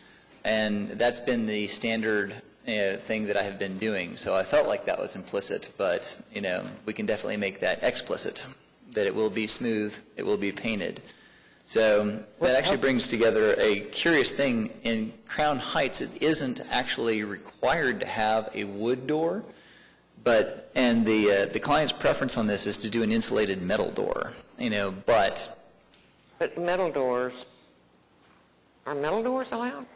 Katie, go. They're not Katie allowed. just Crown Heights, not.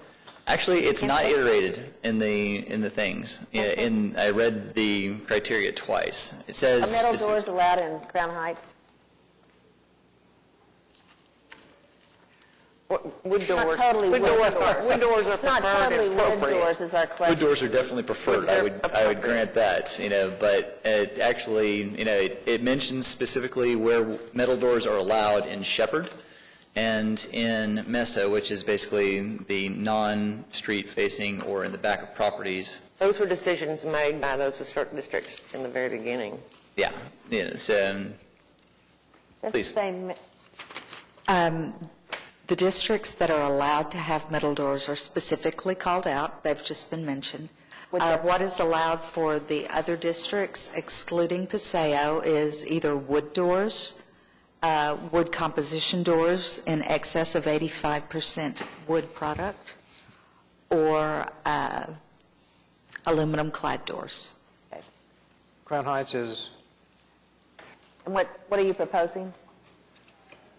We would like to use an insulated metal door. what's allowed in, that's what's allowed in Crown Heights? I didn't catch that. I never got to that part of my staff report and looked at it specifically. Okay. Crown Heights, Shepherd allows metal doors where they're not visible or minimally visible from the street. No, Crown Heights. Heritage Hills East does the same. And Katie, what's the third district that allows metal doors Pretty sure it's where not not Crown visible Heights. from the street? You I have stumped to us. look it up. At the actual, It's a stumper. I'm looking here and I don't see. Yeah. Stump the So 4.4.16 iterates that in Heritage Hills, only solid wood and garage pedestrian doors are allowed.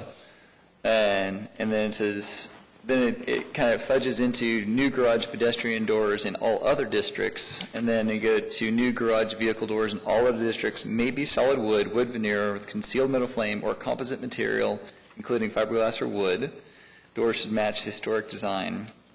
So So not metal. Not metal.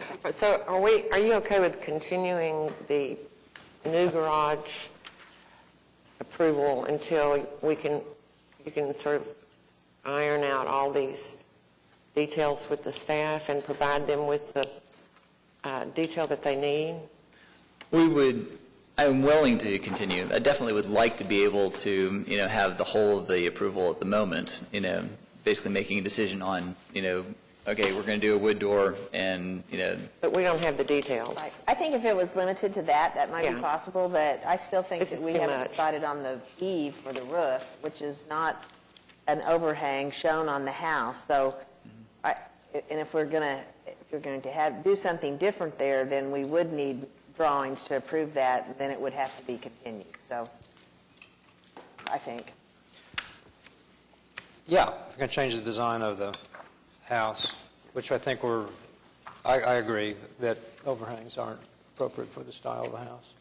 Do we want to go ahead and do Continuance? a motion for demolition? Yeah, that's. You I'd wanna definitely be, demolish it? if you're asking me, I'm saying yes. Okay. And continue Well, the, just where we're going is that, Yeah. okay. So, continue the new garage.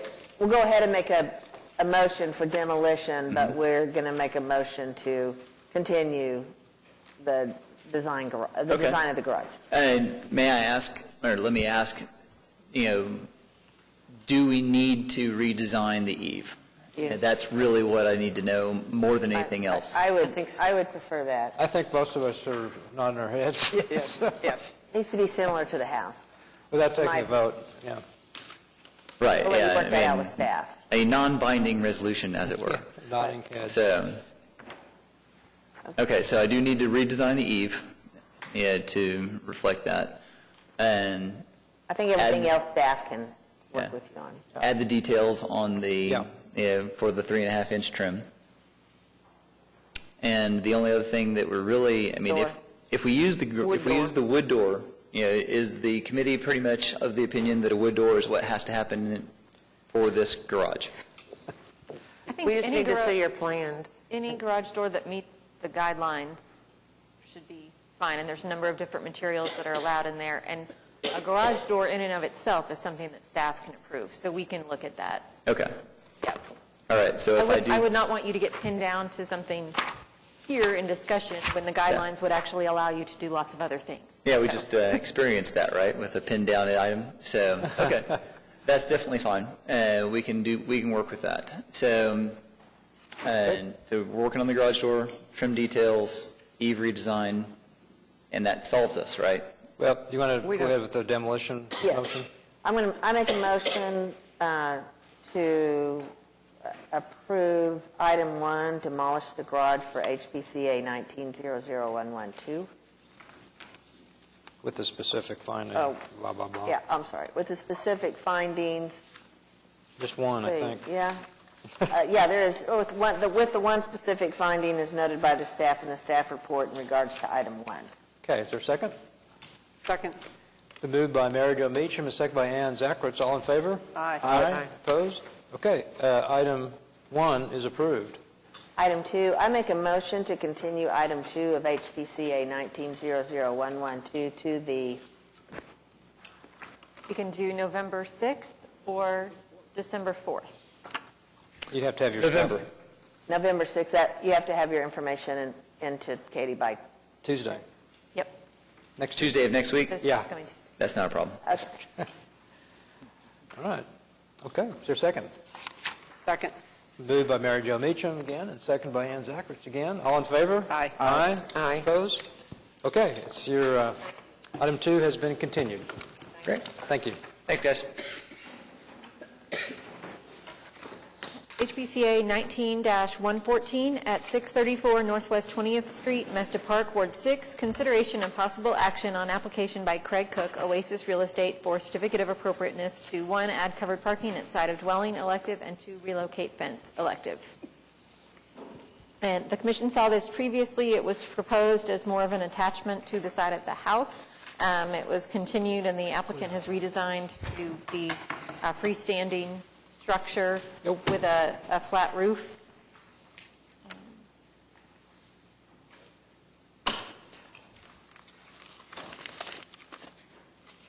So is that what the house looks like today?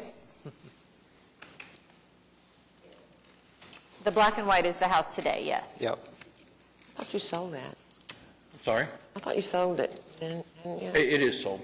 It has been sold in the process of the application. So you're not the owner? No, not as of now, no.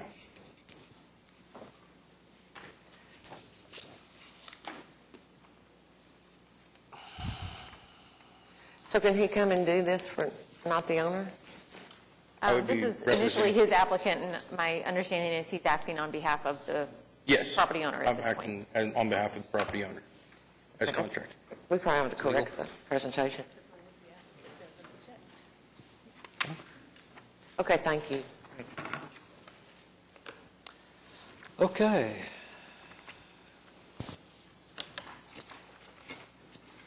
At least referred to as a carport instead of a pergola or something.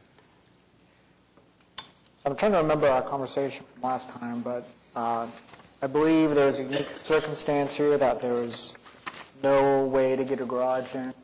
Yes, so some time ago, half of this lot was sold to the structure behind this home, directly to the south there. Half the lot was sold so they could build a duplex behind this home. Yeah, we've seen this 3 times. This is the 3rd time, I think. So given the unique circumstances that there's no other way to get a garage or anything else here, as we kind of gave you some guidance on last time, I don't have a problem with the carport, but one thing I'd kind of like to see, just for myself, is that it's moved back from the porch a little bit. I don't like that it's even with the porch necessarily. Maybe if it was even with the house, so that the house still stands kind of proud of the So carport what you're saying a little is bit. move it back to the south? Yeah, Okay. just so it's not, yeah. Well, fortunately, where he had situated, there's a chimney, looks like, to be in the way of sliding it straight back. Well, I think you'd probably have room to, Yes, there is, get around there's there. slightly room there to move it back.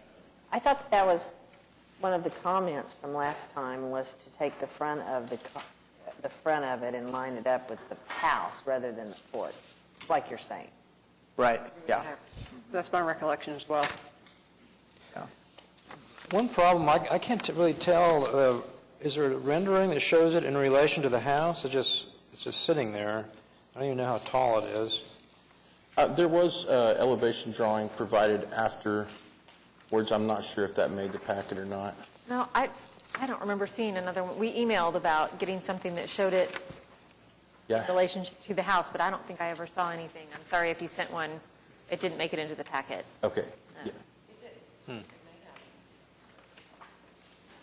Well, it's It's wood. It's 6 by 6, I believe, wood post, wood cornice So it'd board. be a solid wood structure, except for the roof material itself. We'd use a corrugated metal, and we would slope the metal to the east of the property, and then downspout the gutters to carry the water completely away from the home.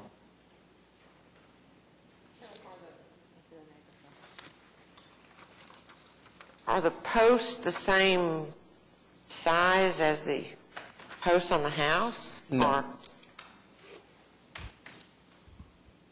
You're showing 6 by 6 posts? Yes, a 6 by 6 wooden post, and then cased at the top and bottom. So, yeah, it's tough because there's no dimensions on the, I mean, you got a perspective, which is nice, but I don't think you have any elevations of the carport, which would be I'd helpful. like to see but- a new site plan showing it in a different position, if that's what you're going to do, and also elevations showing it in relation to the house. Katie, does he have any continuous? Because we've heard this a few times. Third time, I think. Third time. Is this the third time we've heard this? Mhm. I think the other time was part of a separate application. I think the first yeah. time was, is that right? This would be the second time Yep. for the carport. We saw the porch as a separate application, and that included Okay. moving that wraparound portion. And then that was revised and approved, and then they come back with a separate application specifically for this. So this is just the second time. So he's got another continuous, okay. What is the relocate fence portion? So with the size of the backyard, the new homeowners would like to bring the fence to the west of the home, to the north, up to the 40% that's allowed. Yeah, I think that's going to be one of those, you know, if you want enough room for the carport, the car, you know, I think I definitely prefer seeing it even with the actual house, not the porch, so it steps back a little bit. So I would assume that would kind of set where the fence is on the back So side of that. this would be the side of the home that the fence would be relocated on the west side of the home. Oh, I'm sorry, you're not talking And the about by the carport would be carport. on the east side of the home. Gotcha, I misunderstood that. Wait, so it would come up, I didn't understand that. Oh, I see it now. So this is, right now, the photo that you're looking at, the fence stops behind the house. This is Right from there. the side street from, is that Francis? No, Lee. Lee. And they would bring the fence out to be 2 feet off the sidewalk down to the 40% mark on the side of the house so that they do have a little bit of the side yard fenced in. Is that a corner? We would have to It is a cheat- corner property. And so, fences for corners are not different anymore? I mean, I'm just asking for myself. Because it used to be, On the side street, they have to be set back 2 feet off the sidewalk, if there is a sidewalk. And there is language about corner properties having transparency at the Right. fence. It's kind of mushy language, but there is some guidance in there on, let me see what exactly that says. With those trees, is there enough room to? That's what I was So the wondering. house will be able to come to the full 40% the larger tree to the north there, that's kind of to the left in the picture, we would have to stay behind that tree and probably stay behind that window behind that tree. So we won't be coming the full 40%. Good.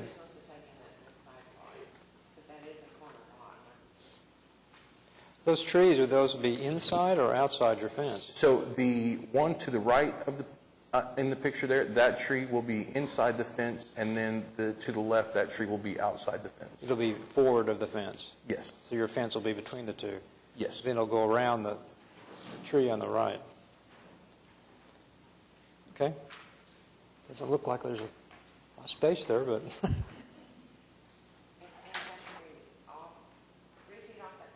2 feet.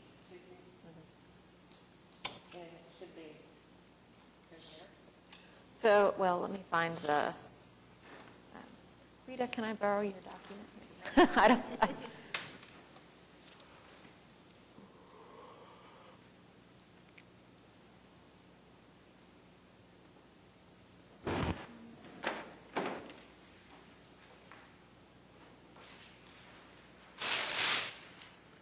corners of corner properties should have partially transparent or open fences or fence walls to avoid complete visual enclosure along the side streets.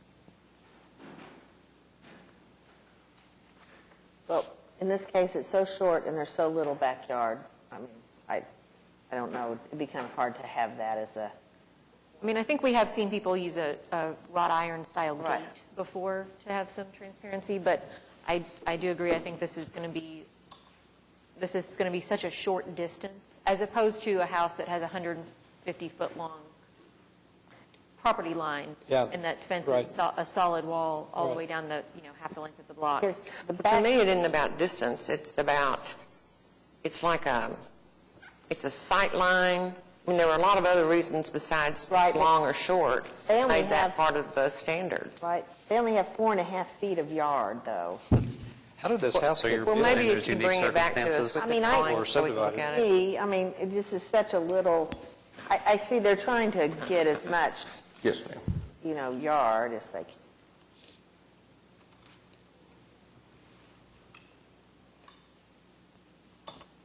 How big is this lot? Just curious. You know? Not off the top of my head, no, I don't. Just curious. But Looks like 70 feet by 50 maybe. that sounds about right. As Mary Jo said, like literally from the back of the house to the fence, to the property line is 4.5 feet. What'd you say, Klaus, 70 feet by 50? Yeah, it looks like it says 70 feet here, and then each lot is 25 wide, kind of a typical lot. So 70 feet by 50 feet? 70 feet by 50. So 3,500 square foot lot? I think the minimum lot is actually 6,000. Well, so they had sold half of this lot. I know, At yeah. some point, yeah, they, Yeah, I know you could do that. Well, as far well, this back was as, done, I'm yeah. not sure at what point in time, but. I'm not criticizing, I'm just No, yeah. saying that I'd like to actually see some smaller lots. where- Well, and I was going to say, if you know any of our projects, we like to split lots up and Right. put multiple houses on. Right. Tiny. I'm sure that duplex was constructed before our current day laws existed. Yep, as the duplex is there as far back as the 1922 Sanborn map.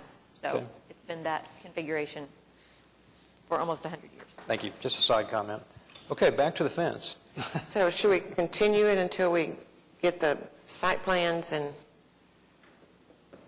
drawings of that I think we ought to, for the and the fence? for the carport, to show it in relation to the house and the new site plan. I don't know about the fence. So Alan, are you saying that you want which I can understand, do we want a elevation of the house with Yeah. garage on it Yes. from both sides, It'd be good, yeah. Just Apparently to it's be- already been done, but it didn't get through or something. right? So And then moving it back, how'd that work? Linda fence. Well, they will also know where the fence in the back is going to go. I mean, sort of where the whole fence thing is going to end up. Yeah, I think he's got the fence detailed, as far as I can tell, basically right here. Is it going to, he doesn't have this it moved one, back. no, this one's going to have to move a little bit probably if he moves the carport back a tiny bit. Yeah. Well, I mean, already- Did we approve a fence in the past? At this location? No, ma'am. Okay, so you're saying relocate fence. Are you relocating existing material? No, ma'am. I think he's altering the location of the Yes. fence, but they'll install new fencing. And honestly, I think that's something that we can probably, I mean, it meets the guidelines for administrative approval. Okay. So we could probably continue that item, and then staff can work with the Okay. applicant on those pieces of it. We'll continue the whole thing, and then maybe administratively approve that part. Are you saying administrative approval is a wood fence? Yes. But we can look at the transparency. That's a concern. People that It's a concern. That could be a condition or something if we, depending on how we feel about it. Okay, is there a motion to continue? So would a mock-up from an aerial view and then from the east side of the property I think suffice? just take your elevation Yeah. and draw, Yeah. flat, From the east both to- ways. Right. The east side and the And north. an aerial view would be better there, correct? I mean, Or if from you the had west that, to- that would be okay. good, but Yeah. I think Personally think an elevation would give us an idea of the height. It's a height. the height I think. is Right. the, Yeah. Where does it Aerial, fall, the eave? Yeah, and frankly, I think I would prefer to see it fall, a little bit below the porch eave, if that makes sense, I was going to But- ask, the overhang. Right, yeah. where are you seeing that? I mean, where do you think it's going to fall? So we would be below that. If I remember correctly, the porch line is like 10 foot, 8 inches, I believe, and we were going to stay like with the roof itself at the roof, the bottom of the roof at 8 foot, so put us somewhere around 8'7", 8'8" after the trim is added.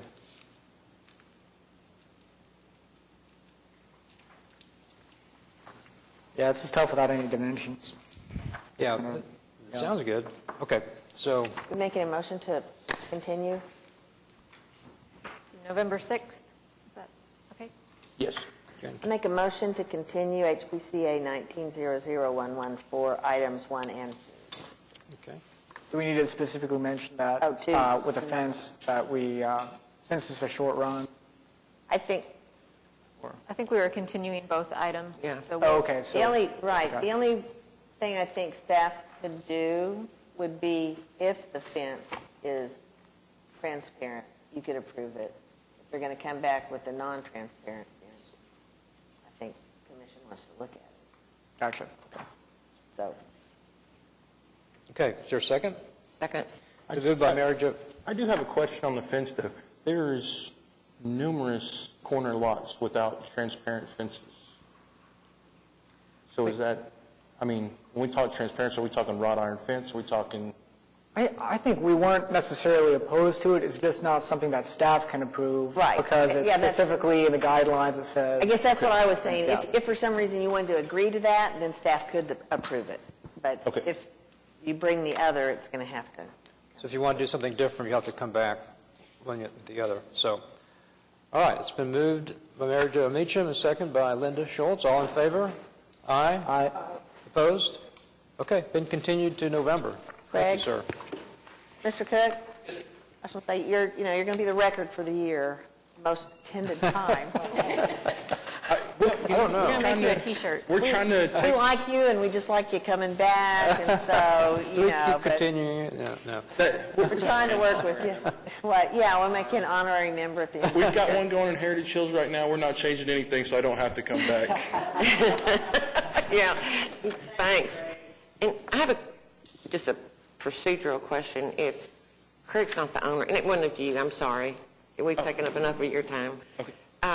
But do we need to correct that, and do we need to have an application signed by the owner, or? So we probably do need to get something on the record from the new owner, because our owner of record, we have this happen fairly often where a property changes hands midway through the review process, and what we usually have people do is the former owner will list the new owner as the representative so that we can work with everybody, and then when it does change hands, we update that in our system to reflect who the property owner is. Well, it isn't just the update in the system. I mean, the property owner makes signs documents and makes representations, and it seems to me that that would be important to have the real one. Yeah. That's what I was about to say. Was that a part of your purchase agreement that you would finish this project? It was not part of the agreement, but, I did tell them that I would represent. It's something that they asked for us to try to do. And, we told them that we would represent them in that. But when the original application was made, I did on the property. Yeah, it's okay. We just need it right for our stuff.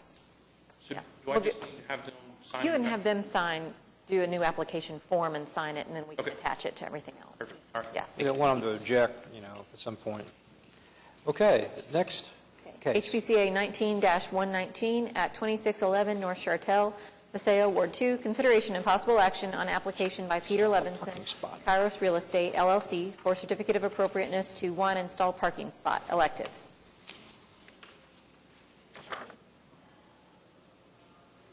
This is the first time the commission has seen this application, and this is another one with kind of an unusual setup, which I'm sure the applicant can fill in, but they have no real access to the rear of the property for any sort of parking, and they are actually on a street where there is no parking allowed. And it's a duplex. So this property owner is trying to find a solution for some parking places. Correct. So we were Peter Levinson with Kairos Real Estate, and we also own the property management company that was managing the specific property. The tenant originally was able to share parking with the neighbor to the west, and then I don't know if they've added occupants to the property or not, but they sent a request stating that they can no longer park there. We were unaware that that was not part of our parking for that tenant because of the way the lot lines fall. So she attempted to park. We told her not to park in the grass. She parked in the grass, got numerous citations, tickets.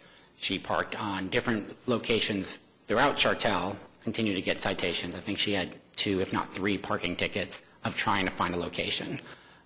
So the property management company, different people run it, called me as the owner, asked me, hey, what can we do here? I said, just hire a contractor, follow the rules, get her taken care of. We were under the impression as owners that all procedures were followed until we received a letter otherwise. So I'm here in lieu of the contractor to find a solution. So what they did was there's no access to the rear of the property. The property lines are maybe 12 inches from the structure on each side of the property, very thin lines. So what they did was they seen what was done across the street, next door, according to the contractor. Next door is all concrete, no grass. Across the street, I believe they just poured gravel over their whole front yard, so everybody just parks there. And so he figured this would be the ideal solution. So unfortunately, it wasn't checked that it was inside of an HP district. Honestly, as an owner, I was unaware as well. I thought the property line stopped a block earlier to the west, not further down to the east. So hindsight, we're here to see if we can get the parking approved so the tenant can have a place to park her car and not have to walk several blocks.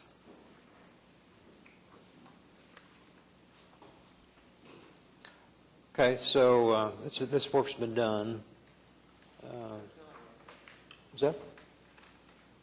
So when you're looking at the image, can you go back one? That's the new white concrete, isn't it? So on the left-hand side of the structure, you can see there's a ribbon driveway, and that already existed. And what they did in the next image is they took that paving from the yard, the property to the right, and extended it into their yard, kind of parallel or mirroring the layout of the ribbon driveway on the other side. But instead of a ribbon driveway, it is solid paving. And there you can see the new portion. I believe the contractor was trying to get it where the tenant would not park on the grass, but she was pretty fiery about getting. Well, it's kind of the same thing as parking in the yard. You just put concrete under it. And we were talking with so we would have, unknowing that we were within a district, we didn't check that within the HP district. We were discussing it with the Oklahoma City Police Department, talking to different members of them, just asking what would constitute what matches, and they said, well, this is what they've seen, and then they said gravel would work, but we didn't want to do gravel. We didn't think that would be appealing or the right thing for the resident of the property. So they told us concrete, as long as she's parking on concrete, they don't, if there's concrete under the tires or gravel under the tires, they don't give tickets. And we asked if there was the closest parking firm as well. So we were working with the OCPD, just trying not to get her tickets. On the left side there, with the concrete strips, is that legal? To park on concrete strips like that? Does anybody know? Yeah, I believe the ribbon driveways are allowed. Ribbon, okay. That would have been better instead of a slab. It actually looks very old. I mean, the design there. Of the ribbon? Ribbon and the circle and everything. Yeah, which is unfortunate because it's kind of a symmetrical, kind of cute little house with the circle sidewalk. So you're saying on Chartel, on that block, there's no parking on either side of the street? Correct. It's no parking in the back, no alley? No, there's some type of construction. I haven't gone back there personally, but there's no access through for someone to drive through there. When we had to do some plumbing work on the property, they had to get permission from someone else to get an excavator back there. And so historically, the people to the right were letting them park there? There wasn't any. When we purchased it, the current tenant, the tenant that was living there several years back, I wouldn't even say it was agreement. They didn't mind. And then for whatever reason, in the last 6 months, there was disputes over, you can't park here, you're too close to my property line. And so when we checked it, we realized that we had enough space for a motorcycle. There just wasn't an adequate space for them to park. And is your property line, go back one, where the apron is to the right, is that line in the driveway your property line about, right there? Roughly right there, yes. So did you guys change the curb cut at all, or just? No, the access, because there is enough space with the current that they didn't have to cut the curb. Go behind. Do you think that there was ever an agreement as far as there's a lot of shared driveways. None that we were ever made reference to when we tried to reach out to. However, yours is, even if it was shared, you're not headed somewhere. I mean, usually in a shared driveway, you get to the back and it kind of splits off again, and one car kind of goes into one garage or whatever. But there on that, I don't believe there's not enough space between the two properties on 2613, I think is the address, to actually fit a car down that alleyway. I mean, there had to have been some kind of agreement because the curb cut is on your property. So the site plan that's in the staff report, that's page 4 of 17, has a note on it in the kind of site plan that you get from the appraiser. It has the alley vacation on there, and then it says driveway agreement recorded in book 482, page 534. Mm-hmm. So, but it's, I mean, your portion of that, it appears to be very small. And I wonder if... It looks like there's accommodation for one car. What is the driveway agreement? For,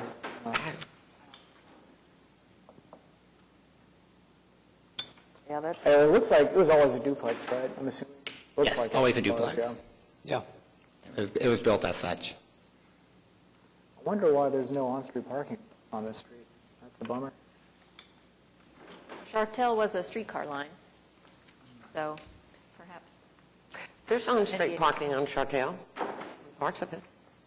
The Oklahoma City Police Department stated that from where the cemetery is west all the way to 23rd, they felt like there was too much traffic. It's all that curvy stuff. Yeah. And if they said there was too much traffic and double lanes, which double lanes, there's plenty of parking. That was my question. So, it's double lanes. Like, no, there's double lanes parking.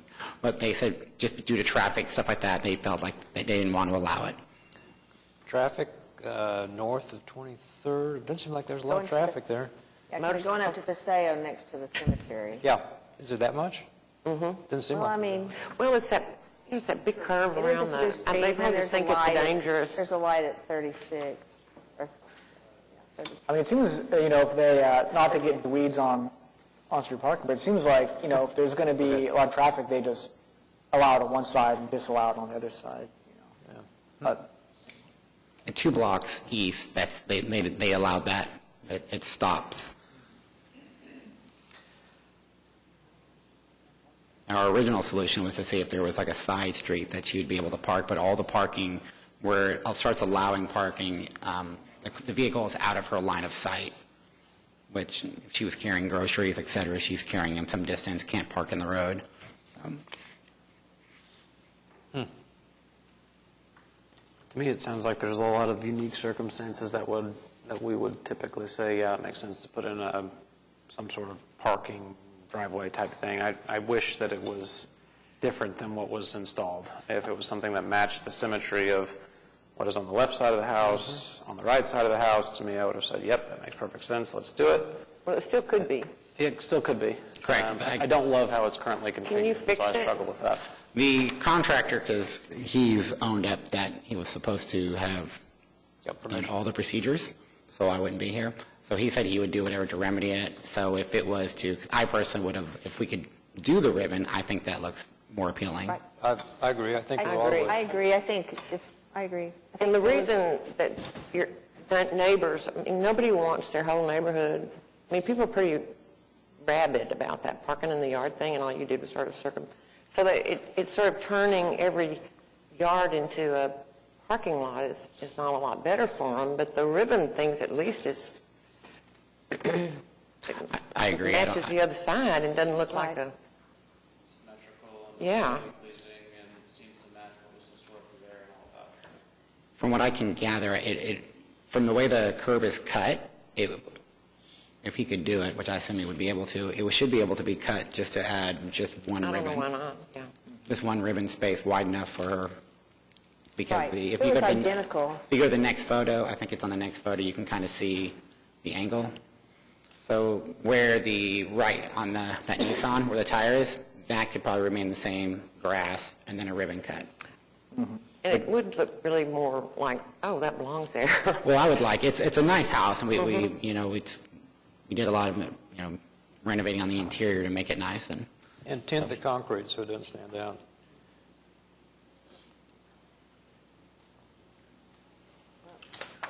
All right.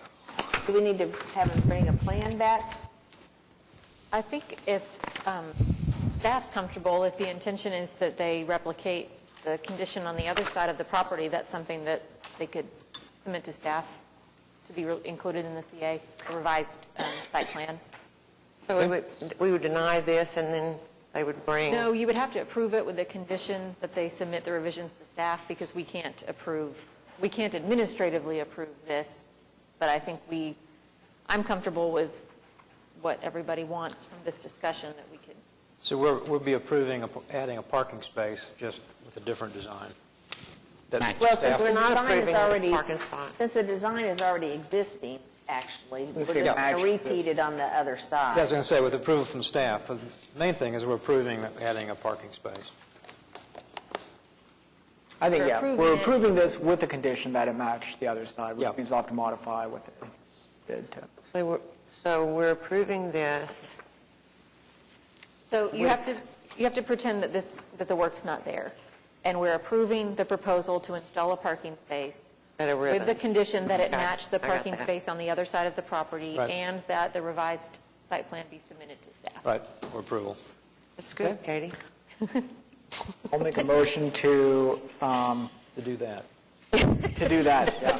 To approve HPCA 19-00119 with the specific findings that there's no other place to park a additional car, and that the applicant submit a revised site plan to staff outlining a mere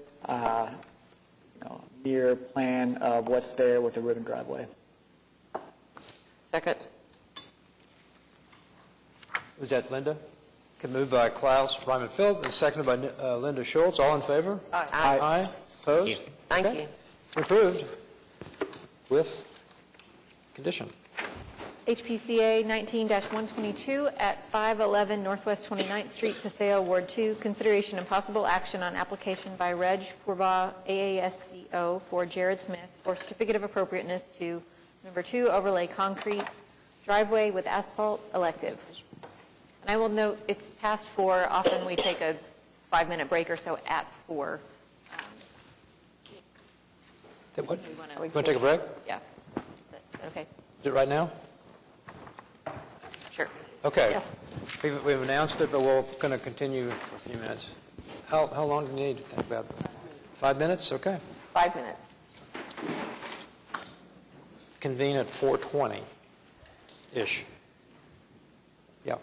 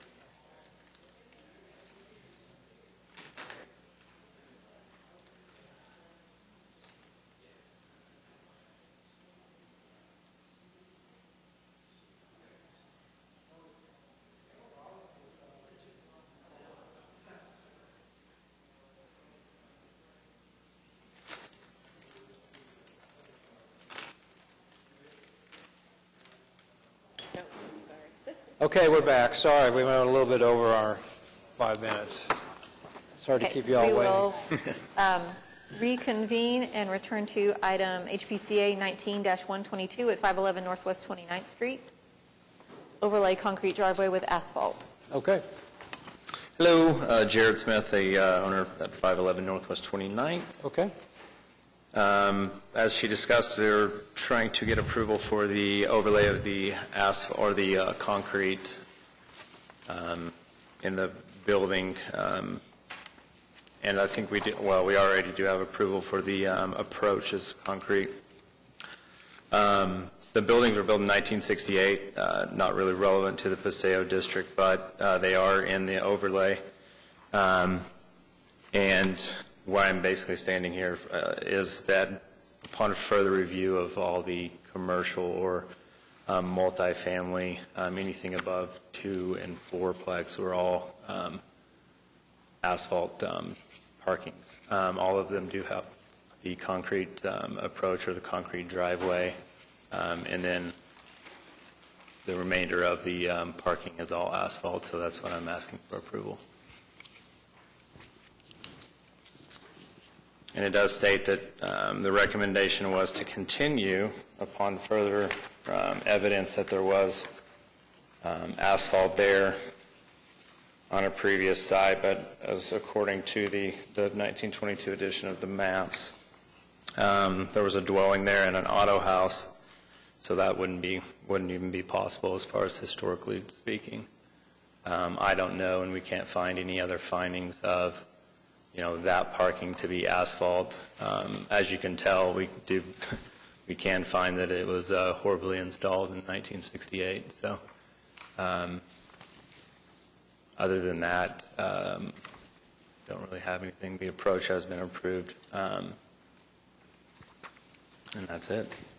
What's the cost difference? Oh, you're going to do an overlay, not new. The cost difference is concrete is roughly about 70% higher than the asphalt overlay. You're talking about $15,000 to $18,000 total, that including the approach. And then we got bids. The lowest bid we got for replacing the entire concrete was $60,000, and we got one bid at like $82,000. For just replacing it? To replace outright? with concrete, yeah, the entire parking structure. And therefore, that's why I would assume that the other historical buildings in the area and the historical commercial buildings all have asphalt rather than concrete. I did submit a few of the photos.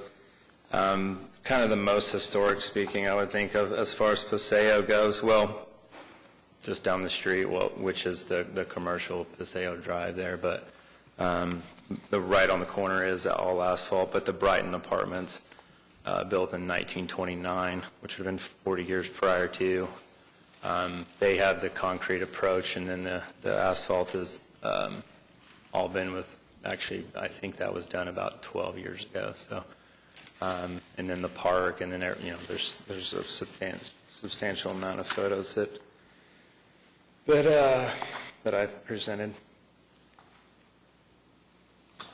But yeah, that was obviously the main reason is the cost difference in a investment multifamily property is the difference being about 60 to 70% more. Katie, is the purpose for the no asphalt, was that mainly directed at residential? It doesn't specify residential versus commercial. I think it was used for residential. Right. Asphalt's not typically used for residential. I think the intent was just to consistently use a historic material and have it be a uniform appearance throughout the districts. But honestly, that predates me, so I don't know exactly what the. Would asphalt not be a historic material? Or just a historic material in that area? Because asphalt's been around since a really long time. Mid-1800s in the U.S. and before that. Well, it's what was used in that district historically. Right, okay.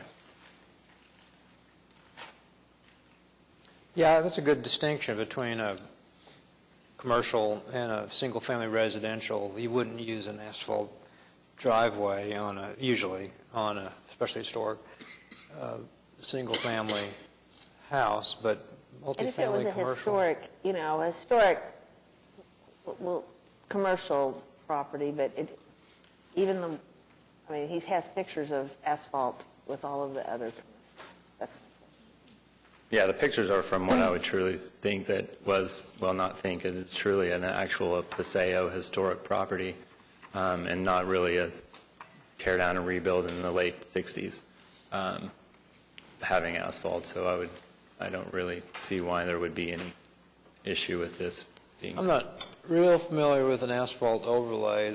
How long-lasting is that? And Say again? I'm not real familiar with an asphalt overlay on concrete. Yeah, so what you do is, long-lasting, or? It's, so an asphalt overlay is you fix any of the sunken in areas, which you can't really see from here, but there's several in the back, with a concrete, and then you overlay with it's about 2 inches of asphalt, to basically make the parking smooth. And that's what, if you'll go to I don't know, or you guys have the photos of the others, all of those are an overlay. They are? Yeah. A durable solution going forward? The difference mainly is, this we're looking at 40 years, but asphalt's a little bit easier to go back in and fix any, the maintenance is a lot easier, so you're not cutting out. And most asphalt overlays are going to last anywhere from 20 to 30 years, is about kind of the average.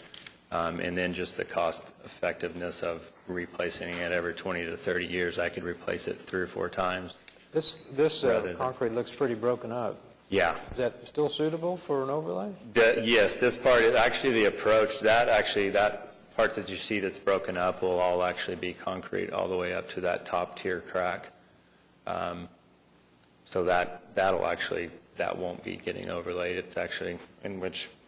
Oh, so that part will be concrete. That approach will be concrete. The approach is concrete. Yeah, the approach, I don't know if you can see, but the approach goes about all the way up to that, where the concrete stops cracking up there. That's where the approval and the approach has made. So that it'll actually go further up than that cracked concrete, because if we did overlay that, it wouldn't, it would have probably cracks, substantial cracks within, 5 to 10 years, I would say.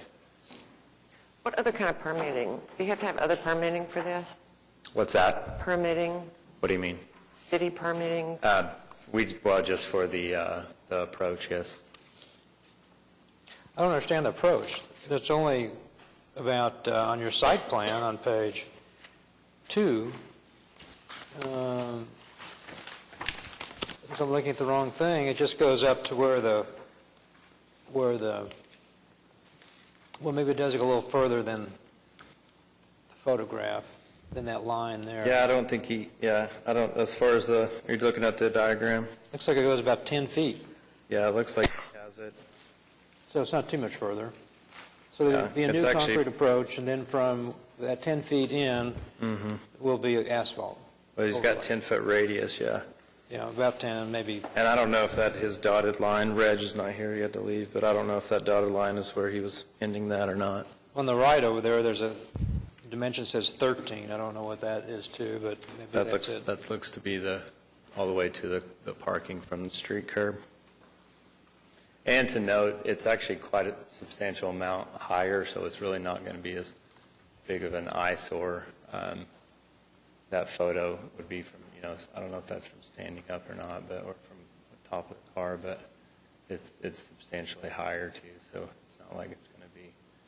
So is the approach going to be totally new concrete? Yes. Yeah. That was approved by staff. I'm not that familiar with asphalt parking lots, but it seems like sometimes you do like a curb and gutter or some kind of curbing. That kind of allows I guess when you're packing down the asphalt to kind of give us something to dead end into. Right. Actually, I'm not actually very privy to really to tell how that actually adheres to that. I'm not really sure. Accompanying, fuller pavement would be. Because it kind of seems like that might be a good way to clean up the edges of it, and right. Something to, but yeah. Are you planning any sort of a curb and gutter or edge curb or anything around? Well, there is there actually is a concrete curb all the way around. You can There is, okay. really see, well, you can see kind of in the back there. So that curb actually goes, Okay. serves as a footing and a parking block, and it actually comes all the way back to about where that rental sign is. So there'll be a there's curb. a concrete curb, which that would stay. That will stay. Right. Okay, that's good. I guess I couldn't really see it because that you can't radius see right it, there, it looks like really. there's no curb. So definitely in the front area, there is a concrete curb that actually, it mellows out right there, but then it actually goes and goes all the way around the front area of the parking. I mean, I understand the cost difference for sure. I guess the drawbacks are it can be hotter because it's darker color, and I know that with the heat sometimes it can kind of crack a little bit, but it does. I did a little bit of reading up on it because I didn't know a lot about it before our meeting, and actually we've talked about in some of our projects parking lots where we have the drive in concrete and parking spots in asphalt, which that actually really doesn't save you a whole lot because then you got two different contractors out there. But it seems like it is easier to fix, and concrete you almost have to, if you really want to fix it like that broken up part, you just have to replace it. Yeah, with concrete as far asphalt, as kind of. replacing, I mean, you have guys that say they can come in and fix a pothole or something, but you're talking about, saw cutting, squaring that out, and then trying to fit rebar in and re-pour, and I've never seen one not crack out very quickly. But yeah, I mean, it's definitely an easier, more workable substance. I'm not sure if the fact that you have the concrete approach and the concrete curbing for the asphalt to kind of die into, I don't know if I really have any big issues with asphalt, but. Well, especially since it's not a single-family residence. Is it by single family? I was trying to figure out where So it is. to the right of it, which would be to the east, is the Crescent, which is I think it's 12 units. I think one of the units was built in the late 40s, and there was a back unit that's built in the here it is. 60s as well. And then on that picture back to the west is what you guys call a historic flat. There's 4 units. It's either 2 or 4, and there's 2 of them, and then it's just vacant lots. So it's all multifamily, no single. And then, to the south of it is commercial and also Okay. vacant lot. Okay. There is actually a single family on the corner, I believe, of 29th and Walker. Catty corner, I believe there is a single family. It actually might be a duplex, but I'm not real sure. And this is going to come out of left field because it just is bad. And the reason I ask you about other permitting is because, one, I don't know, and 2, is the drainage issue. Right. And that's the reason I was kind of concerned about anybody else around you. And there's, Sure. as important as anything in terms of commercial properties covering everything with something is drainage and the impact it has. So I didn't know if you had to have a draining plan for this, or is there nobody looking at you? Or like I said, they're taking care of all that. Like I said, Reg, the guy who's doing your it, contractor is. the contractor, right? We don't have we were just going to put it back to where it drains towards the street, like we normally Toward the do. street? Yeah, from And my asphalt actually is a better substance for drainage than a concrete parking lot, because the asphalt's going to absorb a little bit rather than just all of it being complete runoff. From my experience, getting permits for projects, if you're not changing the area of impermeable paving, so it's not like Right. you're changing the big. Yeah, so they shouldn't don't really really be a make a big permit deal as of far that. as Now, that if you goes, added yeah. extra paving, then they'd make you do like a fee in lieu of, which is like either you do some kind of detention or you pay a fee for extra paving. Or detention. Right. Well, I mean, that's painfully obvious because the flooding is really bad all over that part of town. So, yeah. Okay, well, thank you for that. No problem. Okay. Any more comments? Or do we feel comfortable with a motion? I'll make a motion to approve HPCA 1900122 with the specific finding 1 and with the, with the specific finding that because it's commercial property, we feel that the asphalt is an appropriate material to use for paving. Okay. Is that clear enough? Or? And maybe concrete edge. Do what? The concrete edge also. 'cause that Oh, was- yeah, and that, so it's to not ensure a- that there's adequate curbing and So it's not just a raw asphalt parking lot. correct, yep. Okay. Okay. Is there a second? I'll second. Moved by Klaus Ryman Phillip and seconded by Taylor Fudge. All in favor? Aye. Aye. Opposed? Okay, been approved. Thank you. Thank you. HBCA 19-125 at 2301 Northwest 26th Street, Shepherd, Ward 2, consideration and possible action on application by Lester and Carol Reinke for certificate of appropriateness to 1, remove 5 historic windows, elective, and 2, install new windows, elective.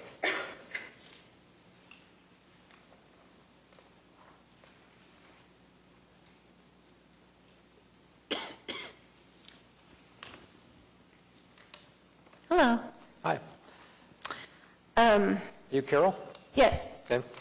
My husband Les is in the audience, and you've already talked to my boy. Oh, okay.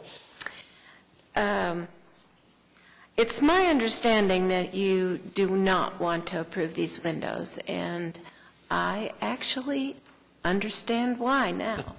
So I'm not sure that there's really much use for any discussion, because I actually realized and have reconsidered that changing those 5 windows in the middle of my house and having everything the same on the ends will look really stupid.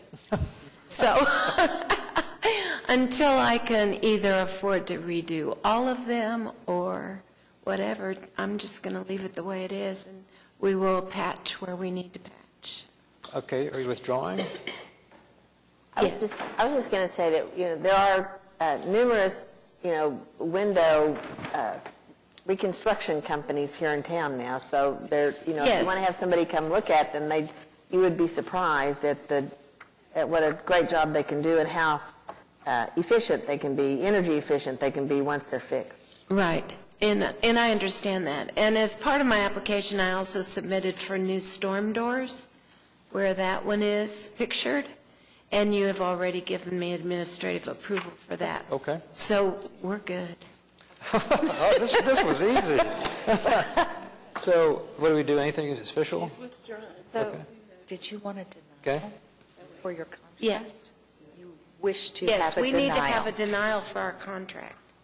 We actually need to have you deny our submission so that our contract with Anderson Windows can be null and void. Okay. Can you All right. take care of that for Sneaky. me? Sneaky. Okay, would somebody like to make that motion? Somebody like to? I'll make a motion to deny item 1 of HBCA 19-0012. With extreme prejudice? 1, 2, 3. You could deny items 1 and 2. Oh, 1 and 2. Oh, 1 and 2. Oh, I thought that was the door. 1 and 2, with the specific findings as noted by the staff in the staff report. Okay, with prejudice. With prejudice. Yeah. Is there a second? I'll second. Moved by Mary Jo Meacham and seconded by Ann Zachowitz. All in favor? Aye. Aye. Opposed? Okay, the item is denied. Congratulations. Congratulations. I never said that before. I never have before, right? Well, we've had it happen with insurance companies where people needed us to deny their vinyl siding before the insurance company would pay for the wood siding. Yeah. Okay. Okay, HPCA 19-127 at 904 Northwest 38th Street, Crown Heights, Ward 2, consideration and possible action on application by Shabazz Ahmad, Dream 405 Investments for certificate of appropriateness to 1, construct an addition elective, 2, close front of attached garage elective, 3, remove driveway elective, 4, construct garage elective, and 5, install new driveway elective. This is the first time for the commission to see this application. I will note that you have some revised documents that we received from the applicant just prior to the meeting, but after the packets had gone out. It's kind of at the commission's discretion if you feel like you are able to review these and make a decision on these at the meeting, or if it needs to be continued. It's not any change to the footprint of the addition. It was some changes to the architectural details at the proposed addition. Hello, I go by Raj, and I'm the property owner. Okay. Did you sign in? Yeah. And address? 904 Northwest 38th. Okay. All right. And you're the owner. All right. So this is the thick one. But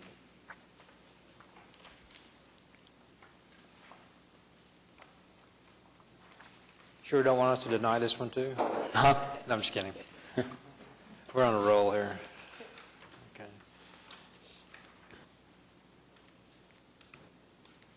So there's obviously several items proposed here. The main one that staff was not supportive of was to remove the attached garage and enclose that as part of the house.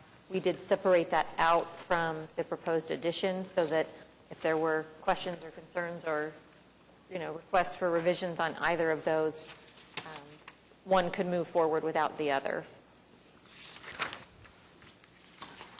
It's kind of interesting. Normally, a significant change to a facade like that I'd be really wary of, but honestly, in this case, I think you guys have done a pretty good job in making it, seem pretty, pretty natural. And attached garages aren't necessarily, I don't know what's happening adjacent to these houses, honestly, but because there's room for a drive next door, and then you're going to do a garage in the back, correct? Yeah. I don't know. I thought you did a pretty good job with the facade design, closing the garage. So I don't know if I really have any issues personally closing that garage, especially because you're matching. Sometimes it's really awkward when people do that, and they've got some other material, and it kind of looks like, you can just look at it and tell it's a garage. And Yeah, we would be using the exact same stone that's already on the house on the backside where we're doing the addition. So it's obviously the exact same. It's been aged, and we have plenty of that stone that we're going to salvage. So. I guess It does feel like the addition and enclosing the garage does kind of balance the front of the house out, although I don't know that I'm real thrilled about doing away with something that's necessarily historic, but in my opinion, it looks better. Yeah. I guess I'm confused. The existing garage is on the back of the house now?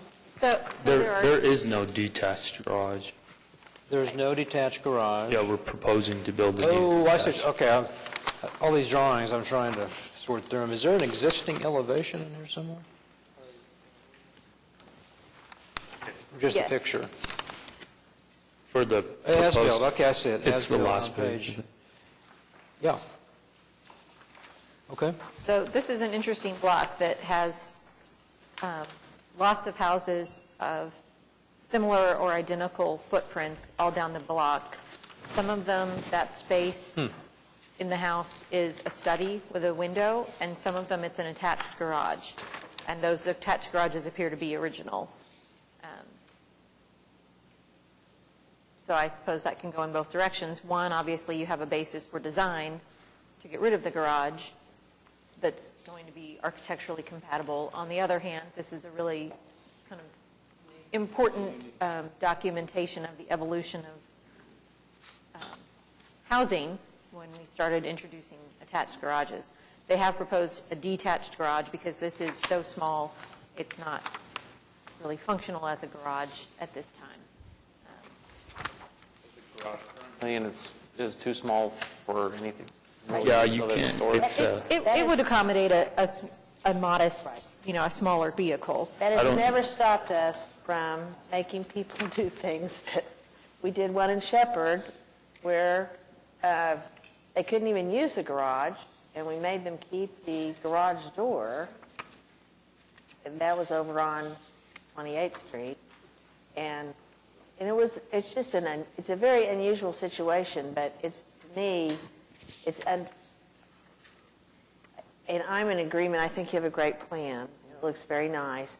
I think it could look better, but it's not something I don't think we could do. I couldn't do, even though I would want to. And now if it was across the street and one historic district, like I'd do it.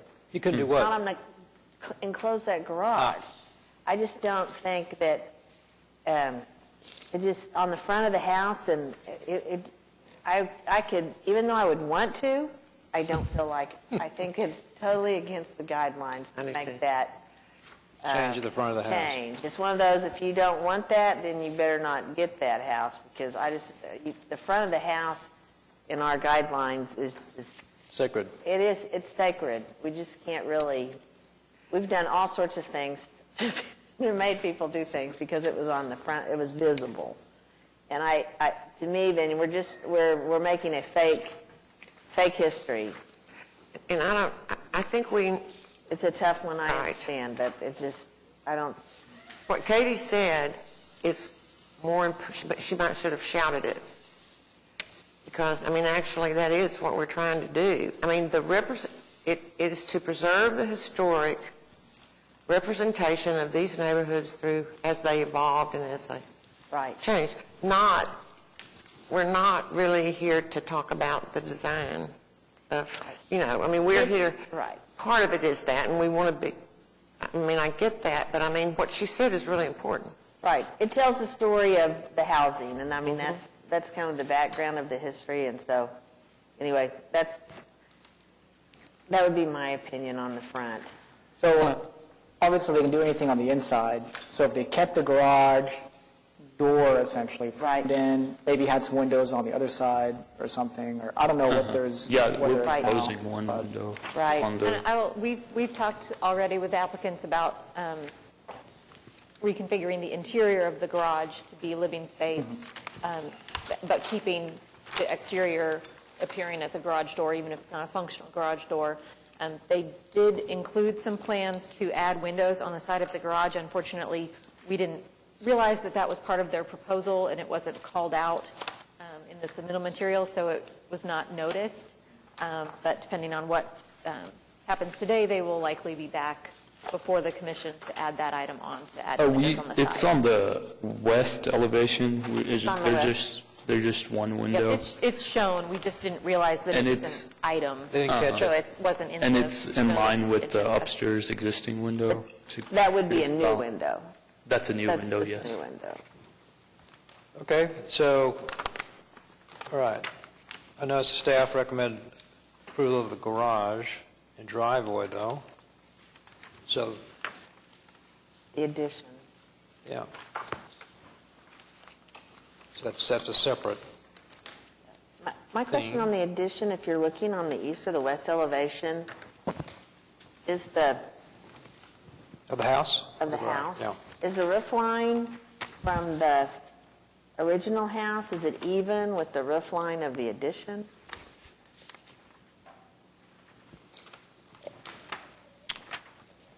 I guess it is. Yes, I believe it's the Yes, same height from front to back. From front to back. Yeah. It is.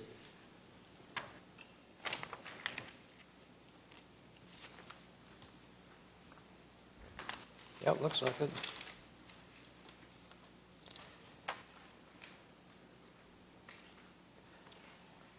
One thing that's nice, if in the future, if you can have a sheet that shows existing, proposed, like side by side. Right, It next really to- helps. You yeah. have to flip back and forth. Yeah, okay. Even if it's just two elevations, if it's one page with north elevation, just put one as existing. Right, just seems side by side, that's really helpful. Okay. Okay, so we're thinking continue the new house, but what about the garage? You want to get separate approval for the garage and driveway, or continue the whole thing? No, there's four things, right? The addition, the blocking off the existing attached garage, and then I guess removing the existing driveway, and then building the detached garage and the driveway, new driveway. I mean, you want approval for building the garage and the driveway now, if we continue the rest of it? So I think they were hoping to at least get some feedback on the proposed addition, if not approval. Obviously, they'd like it all approved. What's wrong with the addition? I mean, do you guys well, I discuss think it? the or- garage. I mean, because the initial staff report, there was a bunch of things noted, and so after I received the staff report, I met with Katie and Angela, and we went over these issues, and we revised our elevation, we actually changed the floor plan too. One of the issues, it was, I guess the main issue was it wasn't compatible with the existing, and they were trying to, I guess, create balance with the windows, so we repositioned the windows. We took away a picture window on the south elevation, and we made them, I guess, balance or be more symmetrical on the south elevation.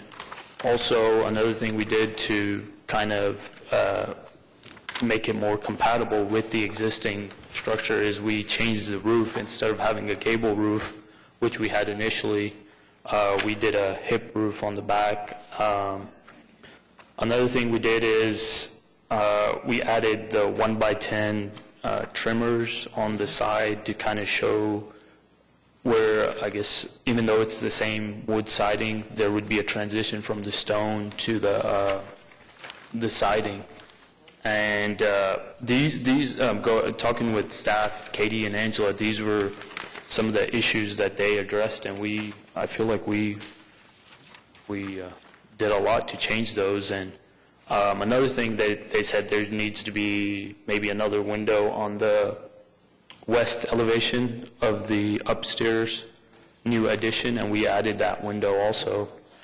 So, I mean, I don't know if you guys have the initial elevation that we've got both. You got both of them? Original, and we've got the new. You got the revised one, so you can see that we've made quite a bit changes, hoping that we would get approval for this addition. I agree with the changes. I think. I mean, I really don't know what else more we can do. I mean, this is the only thing is the garage, I think, right? I mean, I would like to, let's just kind of, if we could go over the list quickly with Katie and make sure, because basically we're not as familiar.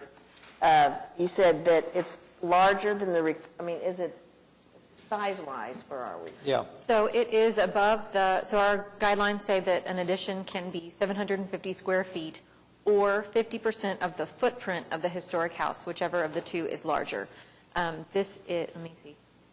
Can you tell me what the square footage is? It's 1,032, 1032. So the square footage is larger than the 750 square feet. We talked about, and they've provided some documentation in here of other additions in the area that are similar in size. These are somewhat challenging houses because it is such a small, compact footprint, and we've approved some additions that were above that square footage limitation in the past on houses like this when they were still compatible in massing to I think the historic house. So what's the footprint? The very first finding, you say not to design proportion and size, and I mean, I think that for me, I think that you've covered a lot of things, but it still looks like particularly on the side elevations, the house looks a little dwarfed by the size of and some of it's like that height continuing that, it's like, instead of we say additions are supposed to be secondary to the house, and it's not really secondary to the house. And for me, when you have that big roof covering the whole thing, it's just really doubling the size of the house. So it's different because it has the siding, but it doesn't seem secondary.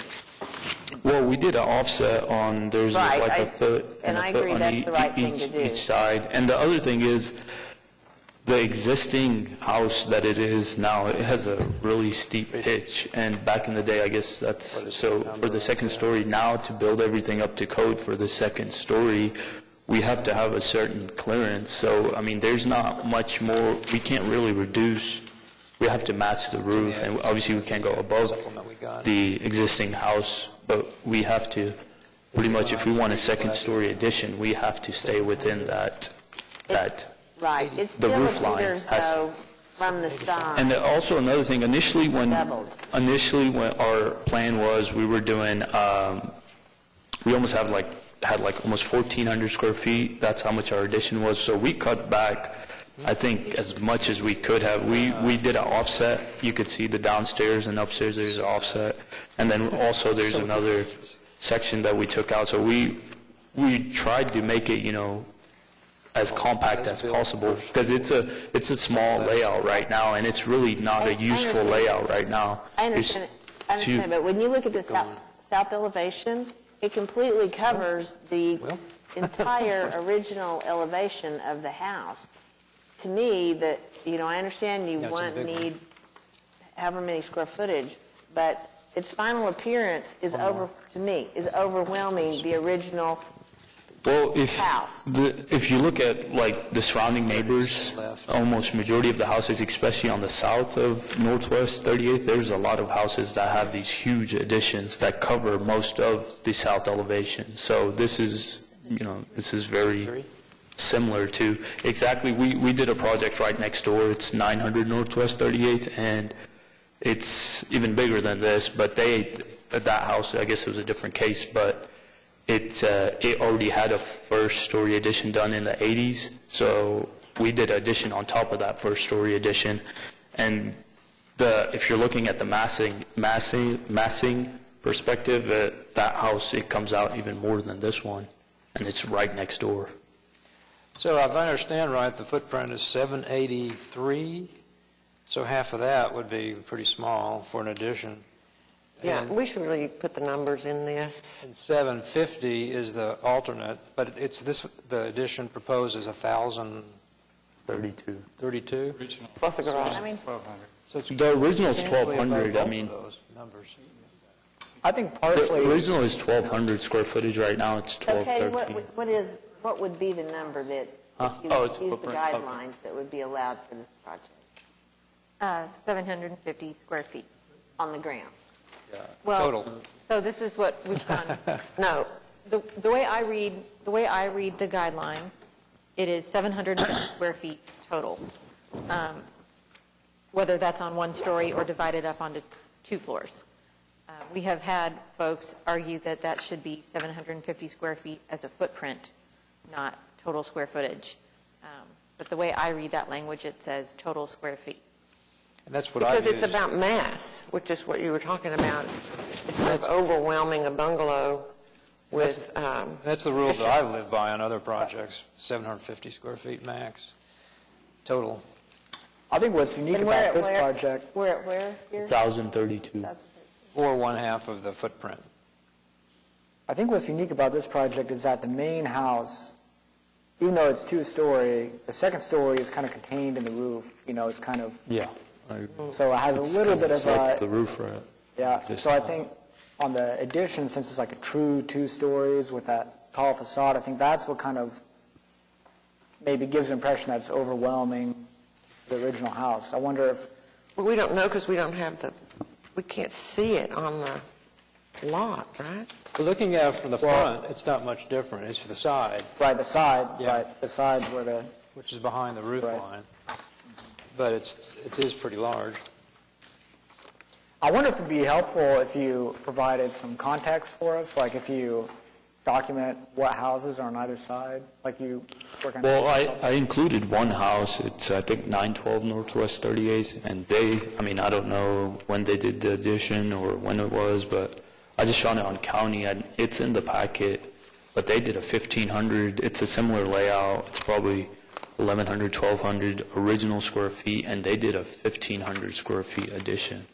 And then there's other cases. Depends on the house, too. But on the south side of this Northwest 38th, the street, they're very similar houses. You could tell by even looking at the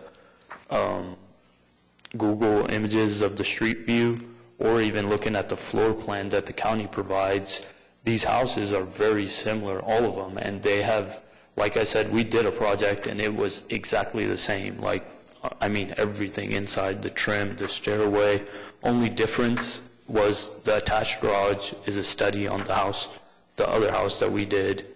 And then, and it had an addition already done. So I guess we kind of we didn't have to go through this rule because there was a first floor addition done. I'm assuming in the 80s it was already done. That was 600 square feet already done. Only thing we did is we completed. I don't know if I want to say completed, but we added on top of that addition because it was just a flat roof, nothing, and so we added on top of that. And so we added 600. So there's a lot of things that have been done. We're talking about this house in particular. I know, but if we approved a addition this large on a house this small before, that you In can think that of? area? In the area? Yeah, I mean, With our new guidelines. right next door, Yeah. we approved one for them. Yeah. That was above the limit. I'm thinking with the combination of the changes to the design that everyone has not really had the opportunity to look at, and with the questions about what's been approved at similar properties around you, it may be worth it to ask for continuance and be able to. I mean, what are we going to do? I mean, because we went over the staff report, and then I sat down with you and Angela, and we went over the issues, and I think we did everything we could have to approve, make changes, and make this more compatible. The commission has not had the opportunity to see the changes. So I think that. When did we get the new drawings? We got them yesterday morning. Yesterday, and we just got copies today. Okay. I still feel like that, I don't want to be misleading because I still, and you said we looked at another project, but what I heard you saying was that there was a 1980 addition that was already there, and we have gone through this whole thing of can we add another, addition to the addition that was there. Besides so we weren't that, adding more than 750 to that one because it already had one. So, but we have been more cautious. Yeah, I understand. Besides that one example, there's other examples on that south. Oh, sorry. I keep getting interrupted. I just think that, I don't think that it's, I think that it's perfectly acceptable for the commission to consider keeping it to 750. Okay. Yeah, I don't want to mislead you. I don't want you to be misled and go away and come back and say, hey, we've looked at your changes. I'm just saying that is an acceptable result from the commission to keep it to 750. And I think that there are commissioners that are saying that it is on the large side. We can't control what's happened in the past, and things have happened over the last 50 years. So commissions and the guidelines have changed, so we just have to work with what we've got in front of us. We would have to have a unique circumstance to say, why would we let the size of this be so much larger than the 750? Well, I personally, my opinion, I think this is a unique circumstance where. But we have to state that in a kind of quasi-legal way, because wonder if the person across the neighbor, it's not just one. We're not talking about. I know I really referred that one house because we did it, so I know a lot about that project. I know the floor plan. We did A to Z. We did everything. So that's why I keep on referring that project. But if we're looking at the south side of Northwest 38th, where there are very similar footprints on these houses, and they have massive additions, and that's what I'm trying to refer to. Not just one example; it's multiple examples, and so that's why I believe this is a unique circumstance. I don't feel like that we can state a unique circumstance as everybody else has one. That's just it's not a circumstance that I would feel comfortable saying. And the unique circumstance is everybody else on the block has a big addition. It's just not. Well, how would we? I don't know if those have been approved or what the case is on those. I don't either. All I know is just looking at from. Obviously, I haven't been inside these houses. I have just what I can see from driving down the street. That's what I'm going off of. Another thing is the footprint of the house. Right now I know it's 1,213 square feet, but if you look at the footprint, there's an attached garage that we're dealing with, and it's undersized attached garage that's not functional, you can't open the doors if you get, even if you get a mid-sized car in there, folding the mirrors according to the average car sizes, you can't open the doors. So that's not functional. That's a condition of a property when somebody purchases it. That's not necessarily a defect. It's a characteristic, particularly in a historic neighborhood. It's a characteristic of the property prior to purchase. So it's not. That's not a unique circumstance either to say we need more.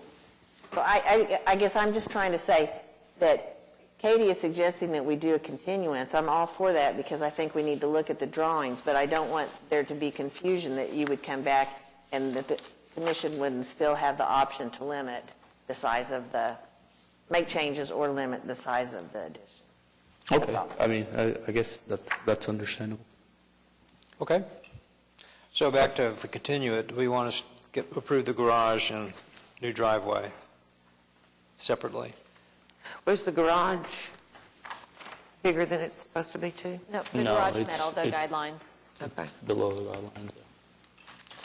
What about the attached garage? Did you guys just completely say that's a no, or what did you guys decide on that?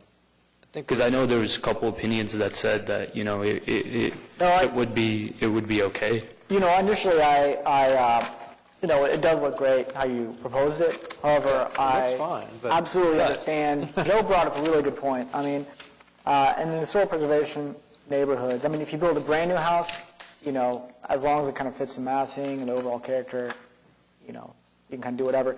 Since it's an existing house and it's kind of documenting, like Joe mentioned, kind of the change in architectural styles at the time, I understand the significance of keeping that door. So I would suggest you could still turn it into a study, but I kind of agree with my fellow commissioners on that we keep the facade how it is. I know we're trying to preserve the history, and then over time, that I guess you guys are saying that attached garages became a part of that's what it shows, this house shows.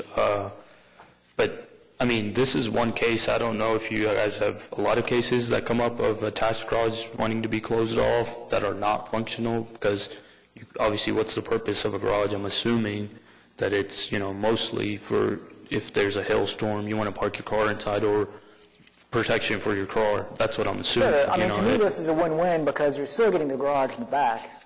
Yeah, I know. The only problem is, because we could do anything on the inside, right? So we're going to make it a study either way. So it doesn't matter. I mean, we could put a wood garage door on the front, a false front in another sense. But still, I just think as, my house, I'm going inside. From the outside, I'm preserving the history and letting people know that, hey, this is attached garage, on my house. And then when I have people come over to my house, like, hey, where's the garage? Well, it's a study now. So it kind of, I think, in my opinion, for me, it devalues my house. So, I mean, just for the historical aspect, and maybe this is one case that's been brought up of attached garages. I don't know. I mean, in my opinion, the other houses, because I drive by this street a lot, no one parks their garage inside, so it's people just, they don't use the garage. And I don't know, maybe, somebody does a renovation and they bring more of these things come up, they want to close it. I mean, it's just over time. I don't know when. If you left the garage, if I bought this house with a current garage, I could park my car into it. I drive a small compact car. It's not that it's completely unusable. I mean, it's whatever you want to do with it.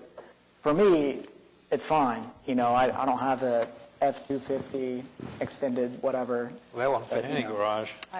Right. So I think we're all in agreement that as far as looking better and use, that it's a good idea. It's just not an idea that works in the historic district. And I guess what I want to do, what I guess I'm trying to do, I'm not trying to be like really hard on this whole thing, is that we've had people come in, and I feel like sometimes people leave with the idea that, hey, if I just do these few things, I can talk them into it, and then you go back and you spend more time, and you come back, and we're still like, no, and then you're like, well, what should I do?